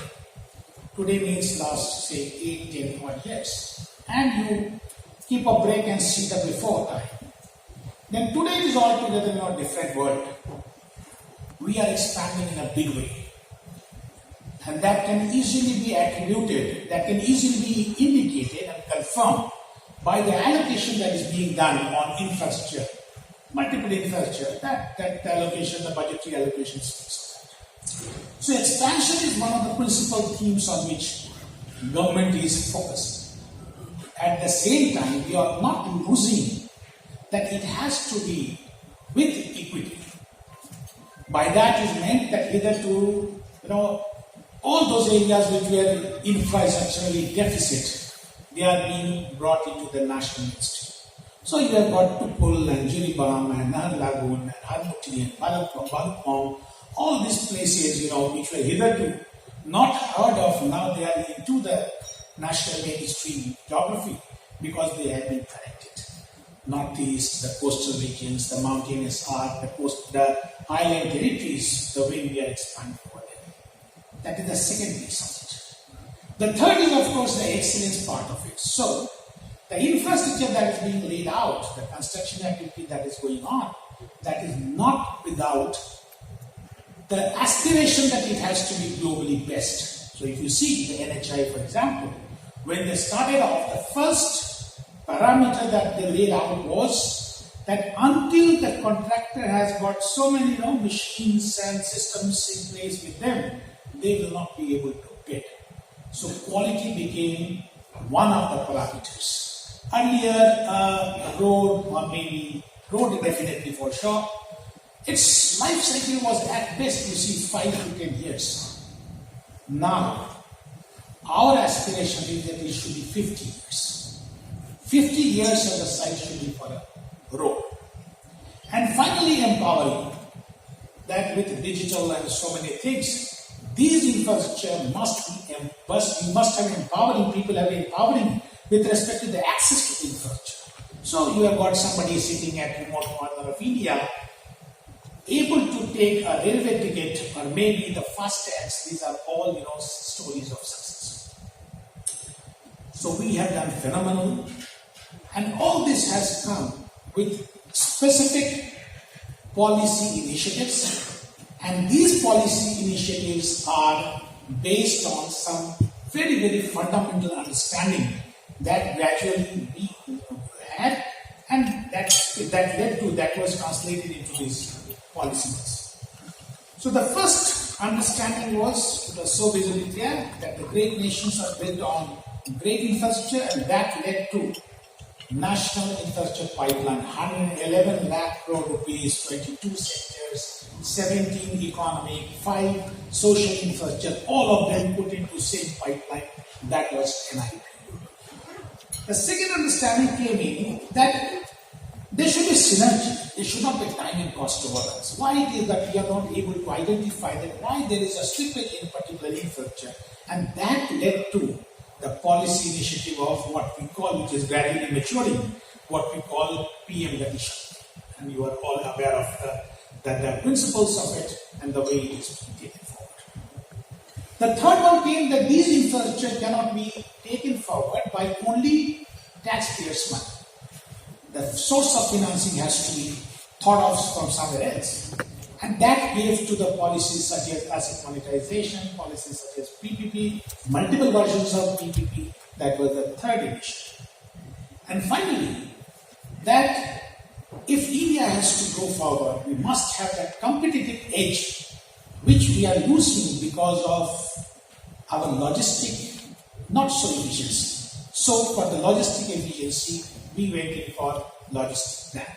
This was the pattern with which we are moving forward. And there is a tremendous satisfaction and a lot of pride to communicate to you that in all the sectors we are doing fabulous. Whether it is roadways, railways, civil aviation, inland waterways, ports, shipping, energy, everywhere we are doing fabulous. That is one piece. But the second part is that the construction in the industry, which is close to what? 9%, 8.5% of our annual GDP, and which is giving almost 12% of the employment positions. Why it is that 90% of the projects have time overruns? Why it is that 50% of the projects have cost overruns? Why it is that a project at the industry which is so significant for the national mainstream, India's growth story, why it is that it is the second least digitized industry? Why it is that in out of 5 days is spent on the infructuous activity of just finding out information, because there are multiple versions of truth and we do not know how exactly we should be going at it. These are the challenges. And as I was going through the topics that will be for the discussion today, my sense is that 60% of these problems these hassles can be solved if we are able to address to the project preparatory activities, project design, the construction planning and management, stakeholder coordination engagement, and finally the payment management and project financing. These are the areas which I saw that this is what we are going to deliberate throughout the day, and probably we will come with some solid solutions that can be taken forward. Now where do we go next from this stage? First is that if the government's approach to infrastructure is whole of government, why in a particular project it cannot be whole of project? So if I am the project designer, he is the labor in charge, he is the contractor, that one is somebody is financing it, why all of us cannot have the same visibility of the project the way it is coming up? This particular, of course, I'm indicating to BIM and the way it was being told that we have got 5 and 60 standard of BIM that is being, it is already being done in the country. In a couple of metro projects I see, in rapid rail transport system I see. BIM has to be something that has to be proliferated in a big way. It has to be mature. Everybody must have visibility. Everybody on his laptop should see that, okay, if this is what the construction was, how much is the green today? And if there is a lapse on part of any particular team, how other team members can pull up, precisely like a game of soccer, how others can pull up so that the entire delivery is on time with the same quality without compromising other standards. BIM is going to be the second thing. And there is another one. We in government always have a touch me not kind of feeling with the contractors. So if an officer is talking to a contractor, maybe it is thought that probably there is something wrong, some fishy thing is going on. Increasing the contractor's capacity, taking them to be a part of stakeholder. This is another major thing that has to be brought into it. He is the person over there because he is actually going to implement it. And if we have to grow, the country has to grow, we cannot be only relying on, say, 4 or 5 what we call big contractors. If you see in country, in construction maybe 3, If you add maybe signaling or maybe other soft area, there will be another 2. So 5 major contractors are there. And all others are very satisfied, very happy in calling themselves petty contractors. It's amazing kind of, colonial mindset. That a person derives prestige in calling himself that I am a petty contractor. I have got a petty contract. Amazing. So it's needed, number 1. Those who are great, agreed, we should be helping them out further to increase all the more power. But at the same time, we cannot be, at the mercy of 4 or 5 of them. We should more have those big players, A. B. These small little people, these so-called petty ones, the side players, they have to be strengthened. Otherwise, we will land into a major crisis maybe at some time. And at times we do. Why it is that in India, we do not have contract systems or contract positions, contract people out here who can take a project somewhere in Europe or US or maybe in external, in foreign geographies and say that, okay, we are ready to deliver it. We are very few. So if you leave aside maybe corn and maybe rice, that will more of consultancy, less of construction. We have very few such people who can go outside and deliver. And of course, when I say outside, it is not confined to Nepal or Maldives or Sri Lanka. It's really going into the big competition. Technology, yes. Without technology, we cannot move forward. Role of machines, we have seen. Machines have played fabulous. Now technology, innovative business models, financing, all of them have to combine together if we have to pull off the awesome. That is precisely, ladies and gentlemen, what the national aspiration is. And that is what precisely, we are all together as a team. We want to take it forward. Thank you.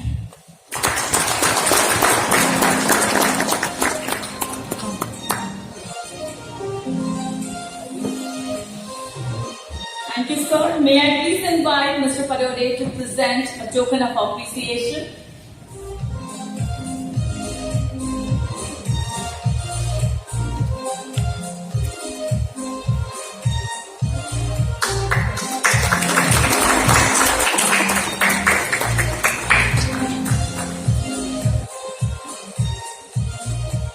Thank you, sir. Lieutenant General Rajiv Chaudhary has been spearheading BRO's remarkable feats in the construction world, and the most notable achievement being the successful construction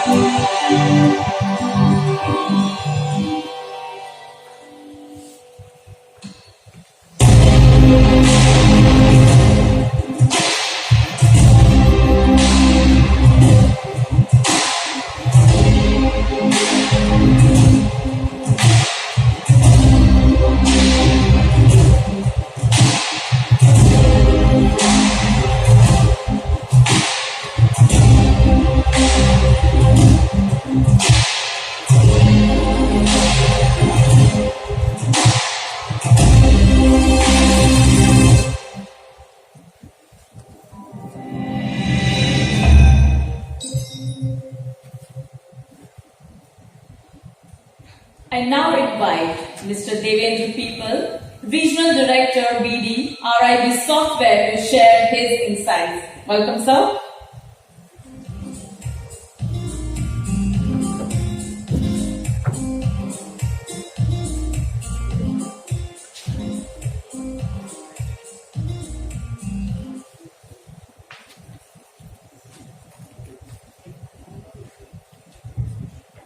Good morning, ladies and gentlemen.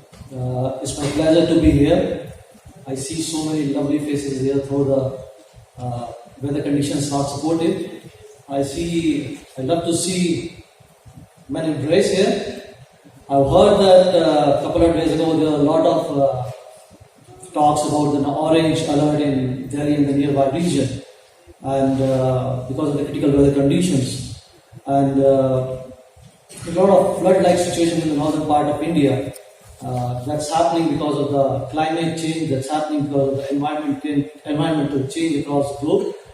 There are a lot of reasons behind it, but one of the reasons for that is the global warming. We know that the major contributor in the global warming is none other than carbon emission. Carbon emission is basically the major driver for the global warming.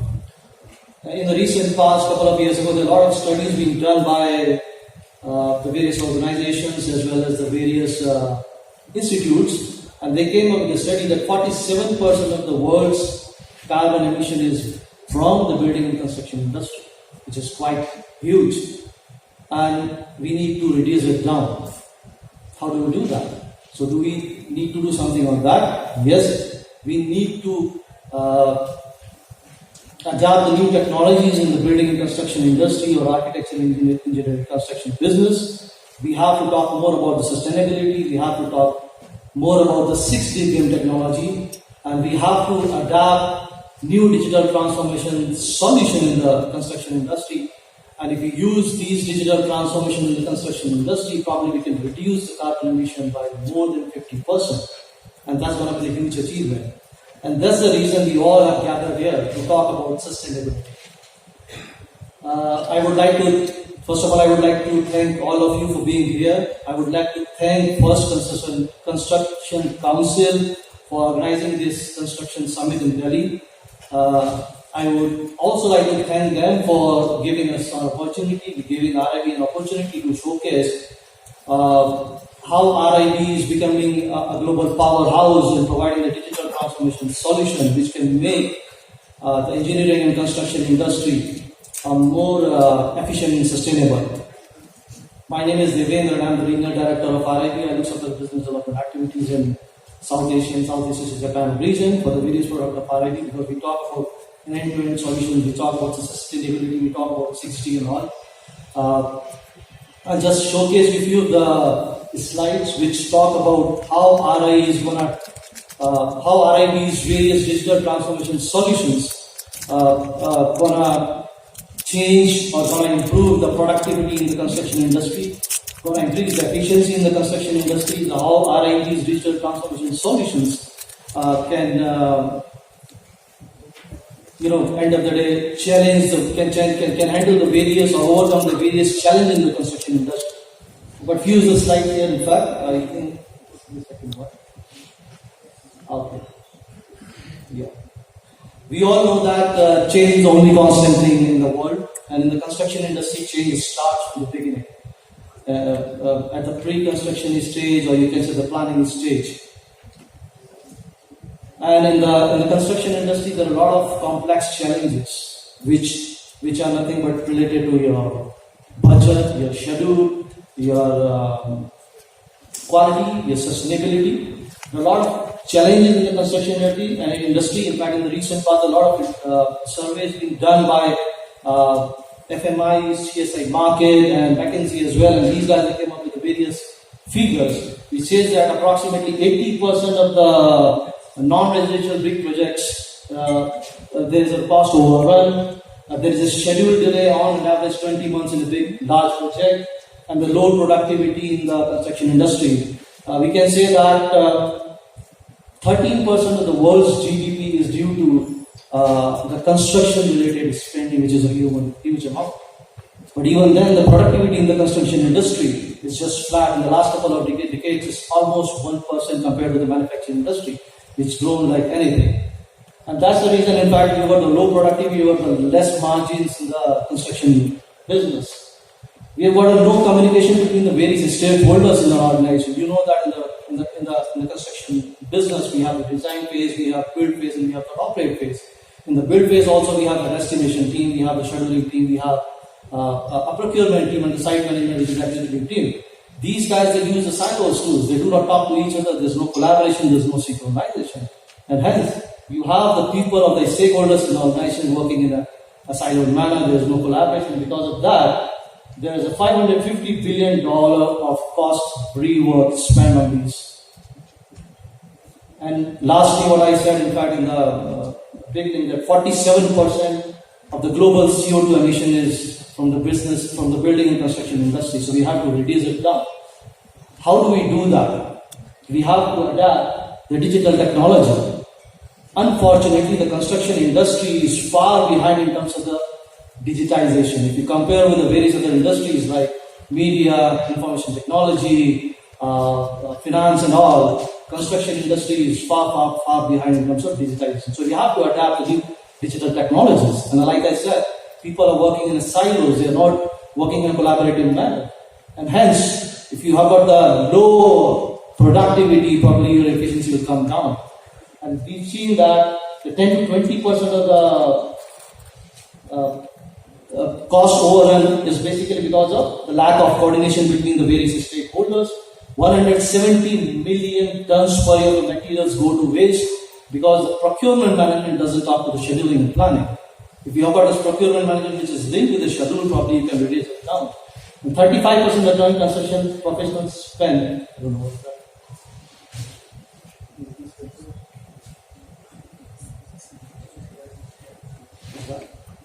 Sorry.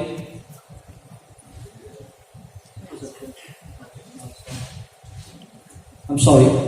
So, I was talking about 35% of the time construction professionals spend on non-optimal tasks. When I say non-optimal tasks, it's basically nothing but kind of data gathering.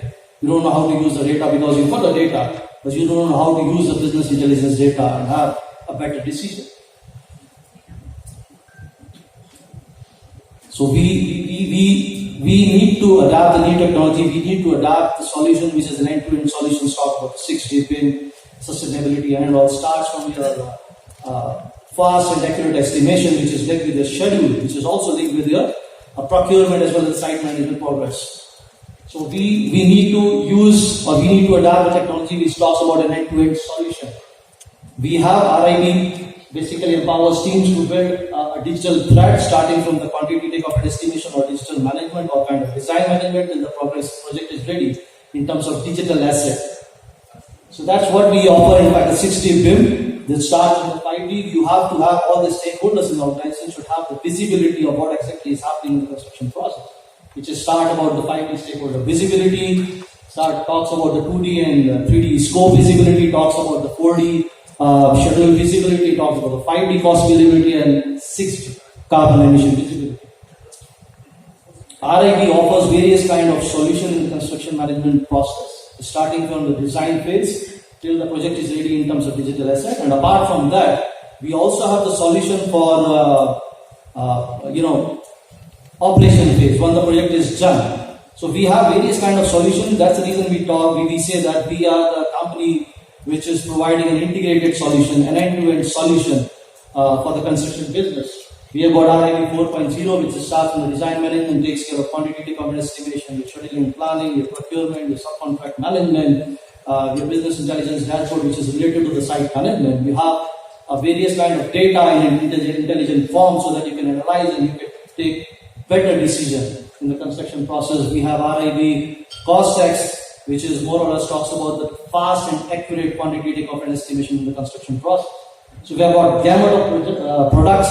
We are one of the one-stop shops kind of company provide the end-to-end solutions. And by using all these digital transformative solutions, you can increase your efficiency. Once you increase your efficiency, you can see that you can increase your chance of winning any of the project by more than 20%. You can increase your supply chain optimization by more than 20%. You can increase the IT cost by more than 25%. And by using the end-to-end solution, you probably can increase your productivity by more than 30%, which is nothing but a kind of 5 to 10% increase in the margins in any of the project. You can complete the project in a stipulated time frame. You can reduce your waste because the procurement management is basically linked with your scheduling and planning. So you can plan better, you can reduce your waste 80%. And like I said earlier, in fact, we use the digital solution of RIB. Probably you can reduce 50% of your carbon emission in the construction business. So we say efficiency. When you increase your productivity, probably you increase your efficiency. So when you increase your efficiency, your effectiveness directly will come into the picture, and then you have a sustainable growth.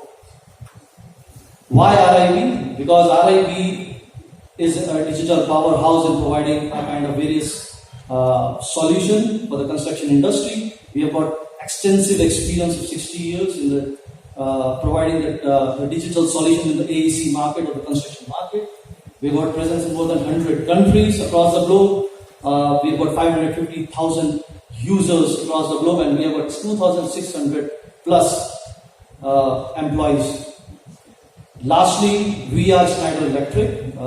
RIB is 100% owned by Schneider Electric, and Schneider Electric is a company which is one of the most sustainable companies in the world for the last 12 years.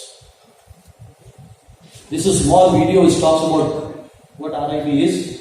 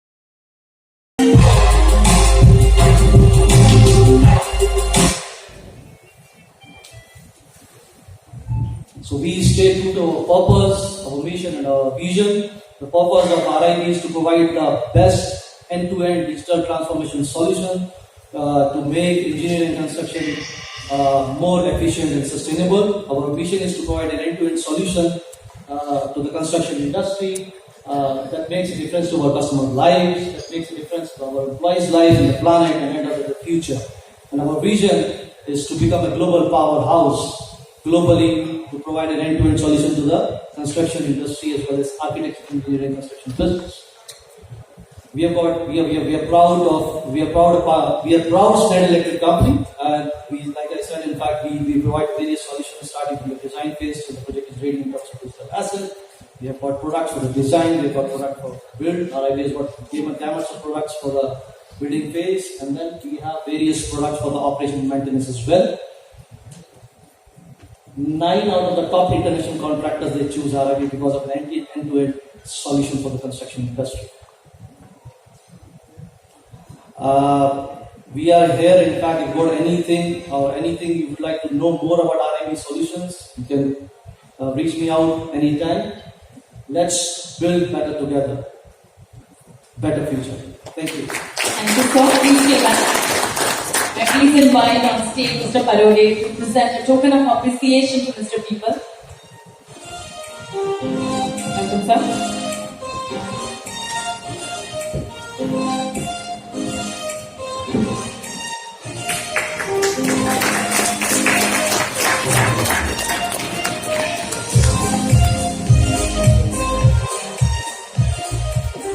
With that, let's move on to the first case study, leveraging tech intervention for effective project planning. And I invite Mr. Rajesh Mittal, DGM Design and Head of Technology Innovation DLF, to present the challenges and tech solutions.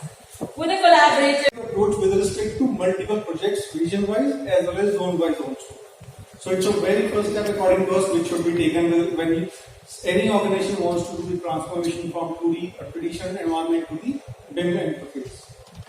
Then when it comes to design, we feel that it's very easy to say that okay fine, 10,000 drawings have to be delivered on this project, but eventually who checks those 10,000 drawings? That is very important.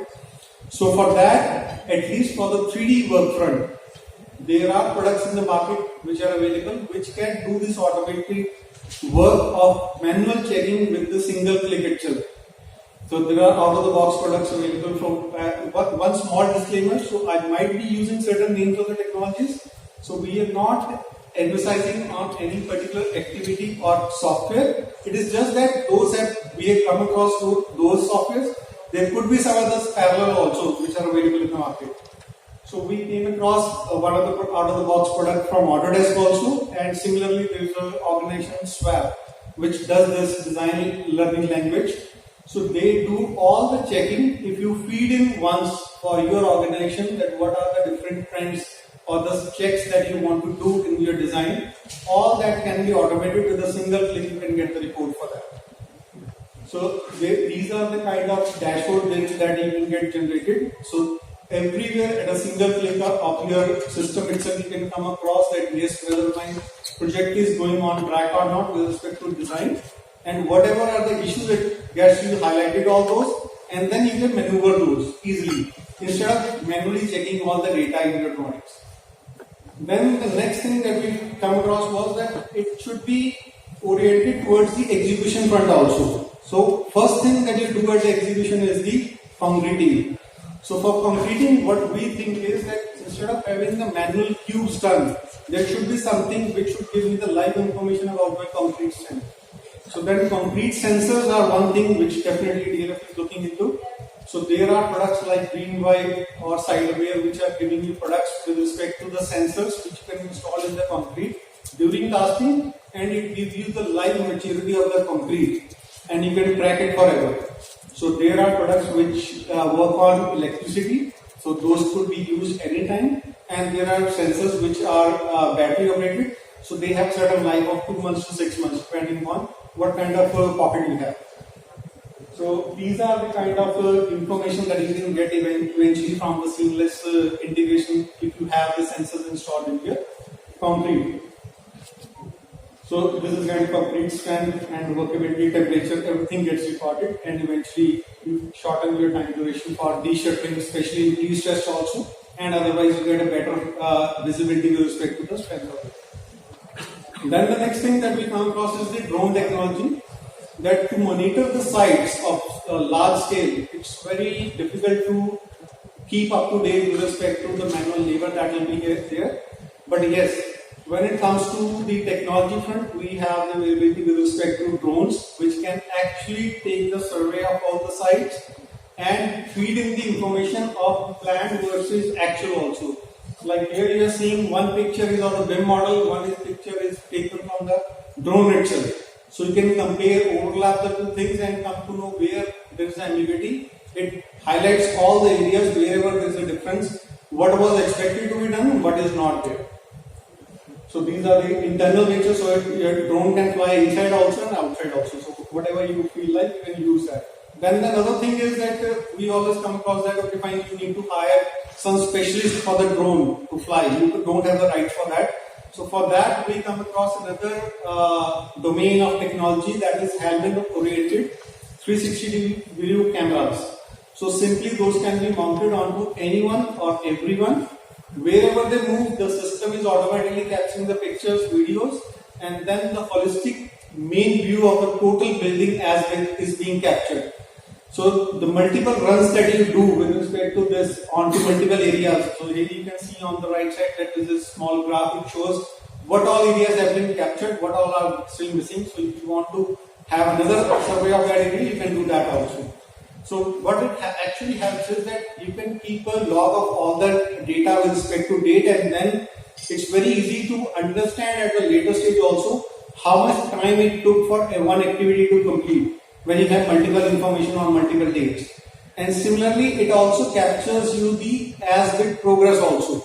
So instead of going with the manual billing system, you can actually take the output from here itself, from the system itself, So softwares like OpenSpace, which are still coming to India, they are the ones who are providing the interface that actually if you do a drone survey or the camera operated survey, you can actually get the build quantity that should be built by the contractor, nothing else. Nothing else is required with respect to survey or any checking is required. Last one, so we at DLF don't sell buildings, we possess them forever, and for that we are very strong at facility management, and we need information with respect to buildings after they are completed also and hand it over. So for that, so we have buildings ranging from 30-40 years also. So to convert those buildings which were built of the top notch at that level to today's requirements of the client. So the sensors are one technology where we are envisaging that the sensors could be used and those could help our buildings to transform to smart buildings. So instead of investing onto my building itself, I can invest on technology and then it could transform ultimately my old building to my smart building in today's scenario. So that will be all from my side. I think I haven't taken much time. Thank you. Thank you so much, sir. Last year, we introduced an interesting segment called What's New, that unveils innovative products, services, solutions that will redefine construction industry. Before we move to our next panel, let's have a quick look at what's new. So I invite Mr. Ashish Arora, Industry Head Commercial and AEC, E3 India, to highlight on GIS in construction project planning, site analysis and asset management. Welcome, sir.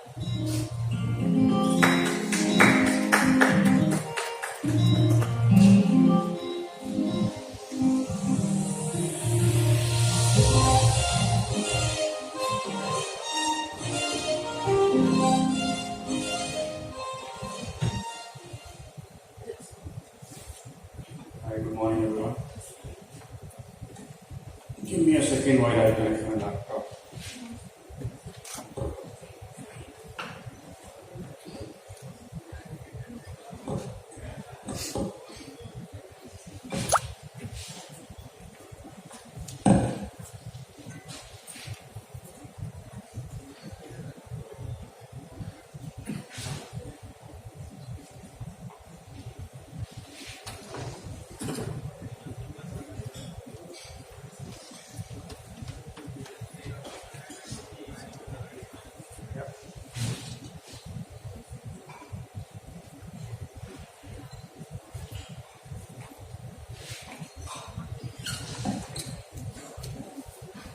So till the time technology is getting connected, let me just take a brief on how technology can help in construction.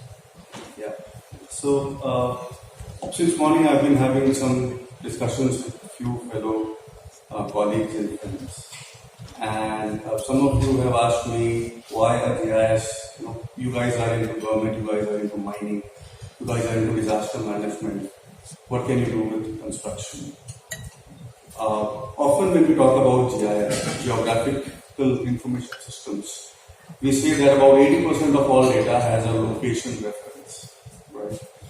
When it comes to construction, 100% of data has a location reference. And a lot of problems can be solved, and we solve them a lot of times with a lot of our prestigious customers in India and overseas. Water Roads organization is a customer, L&T is a customer, both have been talked about today. So I thought that, rather than just presenting on a PowerPoint, let me just show some technology and show how GIS can be used in unifying the construction assets and technologies and processes. So with that, I'll start. What is GIS? I will talk about it. It's geographical information systems. It basically provides a framework for you to connect all your data sets together with a very, very interesting location reference. So what you do is you start with a base map, right, which can be anything which is available, and then you start plotting your data sets on top of it. We talk about points, lines and polygons. Very, very basic GIS map. And then you get your CAD data on board, visualize your CAD data on GIS, bring it on a map, and understand what's happening with context of data surrounding your construction site. Right? And then you go to a construction site and you look at what is currently as is, what is currently as built. And then things start getting interesting with the advancement of technologies. You get your drone data in, you get your BIM data in. And you superimpose your BIM model and you start seeing, okay, what's happening. Thank you. And then you can analyze and collaborate much better in terms of with your field operations, with your vendors, with your contractors. Right? You can interact seamlessly between your GIS and your BIM platform. And then you connect all of this together and start creating applications around solving problems for your field operations. Right? You enable your field workers, you enable your contractors to update data, driving workflows, driving processes, so that there are no surprises. You can manage it properly. And then you bring in your real-time data. Mr. Ritesh talked about sensors. Now all these sensors, again, has a location reference. You can connect all of it together and get all that sensor information together along with all the ancillary data, BIM data, and start visualizing it, start getting a better situational awareness, which ultimately enables you to drive your decisions for a better impact on your construction life cycle. Right? And hence, you can then start creating powerful dashboards. Not just any dashboard, but a geospatially aware dashboard which crunches all this data at the back end and gives you information on the front, connecting all of your assets and all of your data sets together. Right? And solving problems. Which ones of my contractors are lagging behind on their schedules? What is my planned versus as built? Where are my assets on the field? Where are my underground utilities? Where are my nearest utilities? If one of my assets has been shut down, where is my nearest next available asset? What's the best way to get it? What's the optimum route to get it? If a sensor is giving me that there is a displacement in one of my construction sites because there was a prefab column which has displaced to a certain sector, I get a immediate alert and what's the next step. You can feed it all in the system and implement as an application. And then as and when the life cycle goes on, you can incorporate drone data and progressive BIM models, and you can then plan what's happening on the ground in near real time. With technology advancements, previously we used to talk about simple 3D visualizations for visualizing all this data. Nowadays, it is possible to have mixed reality systems, gaming engines to really visualize in a very, very intuitive manner in terms of what's happening in real time in my field. And you can then implement a lot of safety workflows around it. Oversized, overweight vehicle management, personal management on the construction site. All these animations, all these visualizations, simulations are possible. And then it is also possible to integrate the whole technology platform with your project management device. For example, Oracle P6. You can integrate your project delivery schedules and map your milestones with dependencies on the ground, again a spatial reference. How can you optimize it? And not just your own data, you can then start collaborating with your stakeholders and partners, people, and interchange handshake data with all these third-party vendors, all your contractors, and implement rule-based workflows.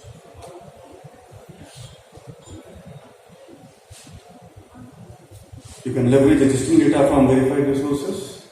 As an organization, we also provide government authorized data sets along with the platform. My esteemed customers from Niti Aayog are here. We have an MOU with Niti Aayog as well, and a lot of government agencies, since we have been working with almost all government agencies in the last 25 years in India.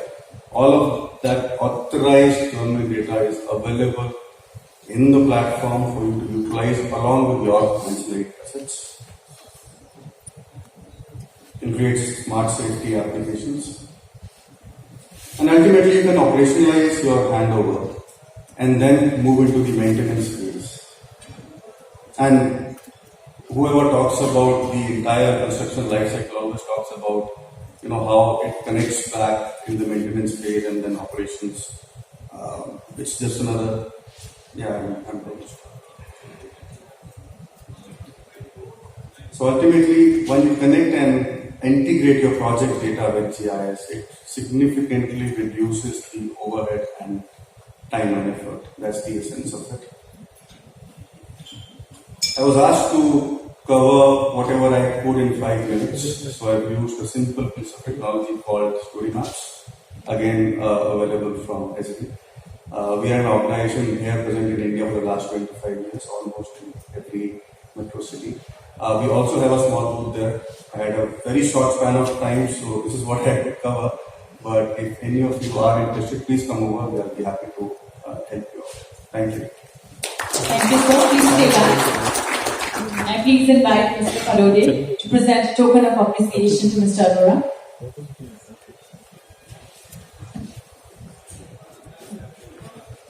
I please invite Ma'am Vishani to kindly come up on the stage and present a token of appreciation. Welcome, ma'am.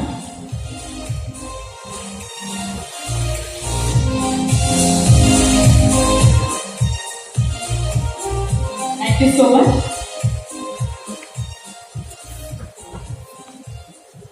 With that, let's invite the speakers of the panel discussion, Optimizing Project Planning Strategies for any speakers.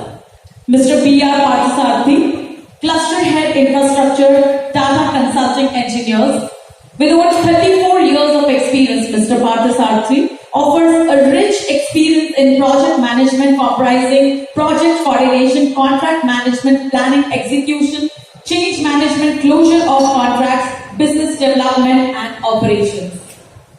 Mr. Pankaj Gupta, Managing Partner, Roard Consulting Engineers. Mr. Gupta co-founded Roard Consulting Engineers in 1992 and has executed projects in 27 countries in 5 continents in the last 30 plus years of professional career. He specializes in structural systems, parametric and surveillance structures, steel buildings, toll plazas, metro depots and structural optimization and value engineering.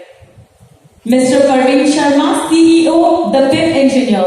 Mr. Sharma is a BIM digital twin and virtual construction technology specialist with 20 plus years of experience of implementing BIM on 600 plus complex projects. His project portfolio includes Heathrow Airport, Burj Khalifa, Kingdom Tower, Hong Kong Airport, and so many to name actually, and various other high-rise buildings, hospitals, hotels, laboratories, and other prestigious projects across the globe. Mr. Shubhro Mukherjee, Technical Director and Head of Architecture, ECAECom. Mr. Shubhro has worldwide experience and has worked with prestigious architect designs and successfully managed and delivered projects across various geographies. His department has grown from 60 plus professionals to 200 plus professionals, building new capabilities in landscapes and urban design verticals. I would also like to invite Mr. Ritesh Mittal to join the panel, please.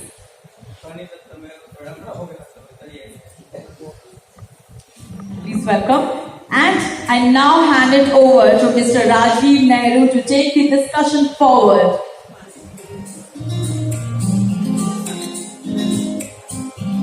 have a seat, gentlemen.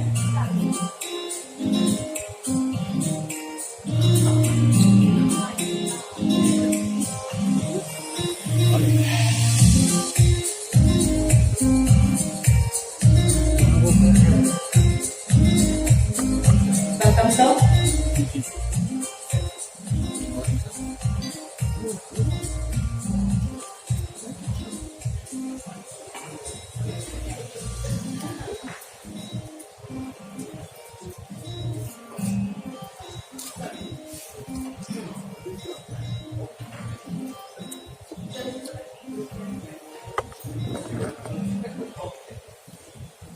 We have 45 minutes for this panel discussion. Thank you.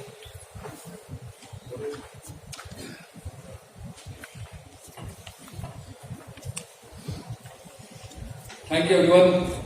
I saw the parking lot empty because I was expecting speedboats to be on the parking lot.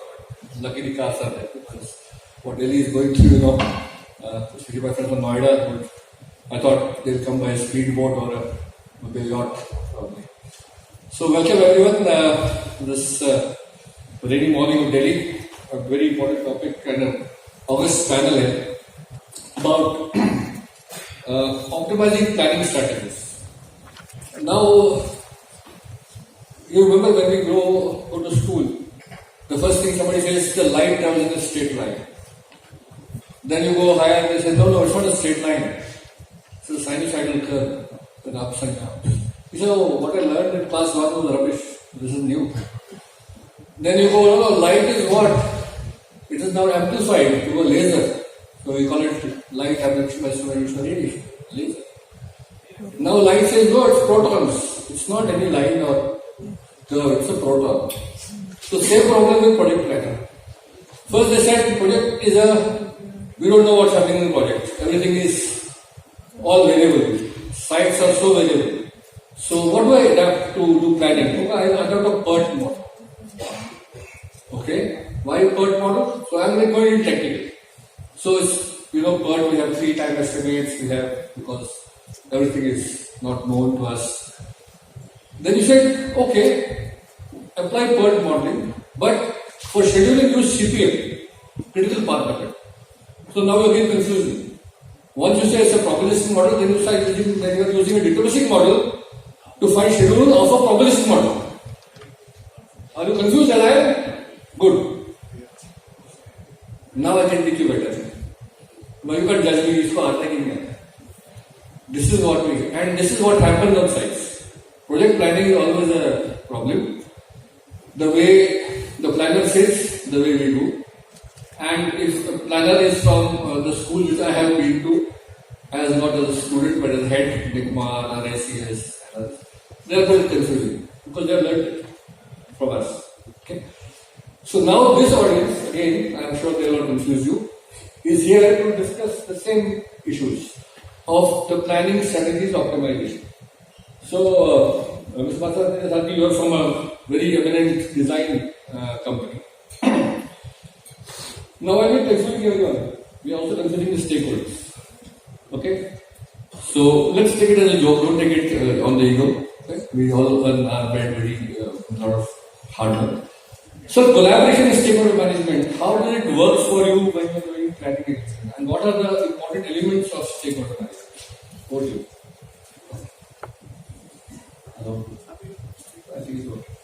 So I hope I will not confuse, but to talk about this entire thing, about the project planning and execution at site, where somebody in the morning was giving us statistics that 90% projects has got the time overrun and 70% has got the cost overrun.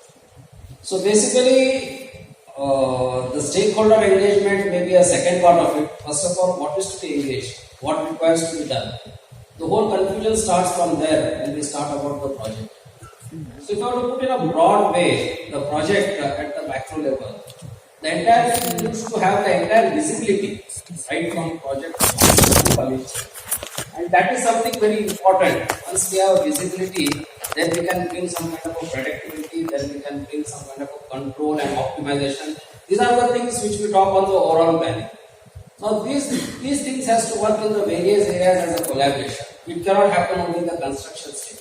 So it starts right from the feasibility report, it starts from the statutory approvals, it starts in design management, then it starts in procurement management, then the construction management, and then kind of a handing over and then the stage. But most of the time we end up talking only about the construction management and the planning and the schedules in that area, which according to me is only a 40 to 50%. The balance 50%, which is the beginning, plays the major role. Now, having said these jargons, why we are not able to do it? Today there are two assets. One is the technology which is moving in the construction very fast, though it is limited to few of the best contractors and it is not penetrating. The whole thing where we still lag is to bring a very clear accountability or clear terms in terms of what we need, schedule, time, cost, cash flow. These are the things which are always varying in the project. If that is varying, everything keeps varying. And unless we bring a kind of a responsibility matrix and accountability into the project stakeholders, there is no collaboration because we do not know what to collaborate. And that's the starting point where we need to define roles and responsibilities, kind of a RASI matrix, the expectations from all the stakeholders. The another area of the pain which we all have to address is bringing a collaboration requires a lot of trust. And this trust and enabling environment is very important for executing and planning in the project. Still today, we feel there are stakeholders who are the customer itself, then you have got the architects, then you have got a lot of consultants, then you have got a project management guy who is sitting and looking all of things, and the real person who is going to actually execute is the contractors, subcontractors, and then we don't know who is the last person. We never see him on the project. We never coordinate and collaborate with him, and he actually delivers for us. So this is something which is important in a collaboration, that how do you take this all together on one platform, and not that any project meetings, any review meetings, why we sit that one side is client, one side is architect, one side is contractor. Where is the collaboration? So that teamwork and building a trust and a confidence within the teams, saying that one team, one goal, and let's go. That should happen in the first month of the project. And that's very important. Unless we create an enabling environment where there is a lot of trust and confidence built between the stakeholders, the collaboration becomes very difficult. And that's something which I thought on our collaboration management we should really try to get the people, and they have to be throughout the project cycle, not just in the construction cycle, because the delays which happens in the pre-planning, the delays happens in the scheduling, the delay happens in the procurement is given to the poor contractor that you are delaying everything. And then there is a whole lot of things about the delay analysis, blaming each other. The consultant says, I have given the drawing. The contractors, because of his problems with respect to resource mobilization, he says the drawings are not clear. And this collaborating enabling does not serve the purpose. Today we have got an excellent tools. Whatever we are talking, the project management delivery tools, whether it is BIM, whether it is the several platforms which I got in PMS, project implementation, and the dashboard management which we have. But the real data, the single source of the truth of the data, which has to come from all the stakeholders, and we should not dispute on the data. The thing is that in construction, we dispute on data itself. He says, I have got so many things, so many machines. The other person says it's not correct. So everybody wants to take their own stand to show that they are perfect. And then the project, it is at the cost of the project. So fundamental thing a project management or the owner should do to bring all the stakeholders together with a common vision to implement the project. All of us have a common goal to vision project. And how do we do between the time, cost, quality, safety, is the areas of collaboration, which is a continuous thing and not a one-time process in the project. So well said, but Mr. Vasanthi, one important point is you said enabling environment. So I assume it will be created by the client. What about client maturity in India? Is the client really mature enough? Not mature in terms of his age, but in terms of his thinking to create an environment, what you just said. What is your experience on the maturity of the Indian client? I think it's a very good question, because I always believe, having been in the industry for 32 years and delivering so many projects, there is no substitute to the owner or the customer. People say we engage the best of the project tools, we will engage best of the project management consultants, but the owner who is investing the capex, there is no substitute for him. And his maturity level is definitely varying. And there are several reasons why it varies. One of the major things why it varies because of the contract conditions. or the contracts, the type of the contracts in which we execute. So that also sometimes binds them, and the biggest problem which happens in this entire thing from the customer side is there is no decision making. And if there is no decision making, the maturity depends on the decision making. Because no contract will be perfect. There will be things, and this entire stakeholder management is only to resolve that. But the customer does not want to take any kind of a decisions which is there in the contract or which has been agreed by the contractor, and to facilitate the contractor to overcome that clauses or the conditions which will actually use the construction. And this maturity, if you ask me, it's very, very in the early stages. Especially in large projects, everybody wants to protect themselves, the roles which they are playing, and not take the decisions for the several reasons. Last report, do you refuse clients based on your understanding of the maturity?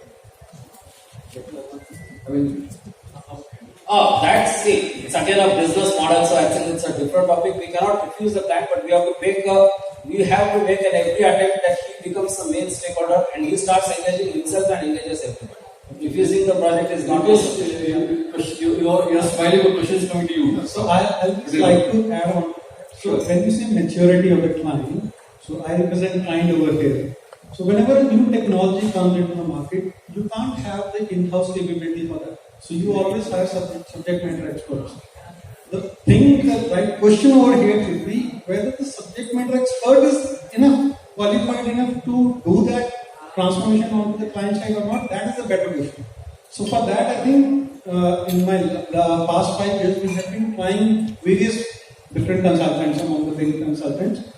So the challenge that what we felt is like that as these days the education institutes are becoming like businesses only. Whether they are educating something or not, I'm not talking particularly to particular institute, but on the same way, what we felt is that when you hire a consultant, just because you don't have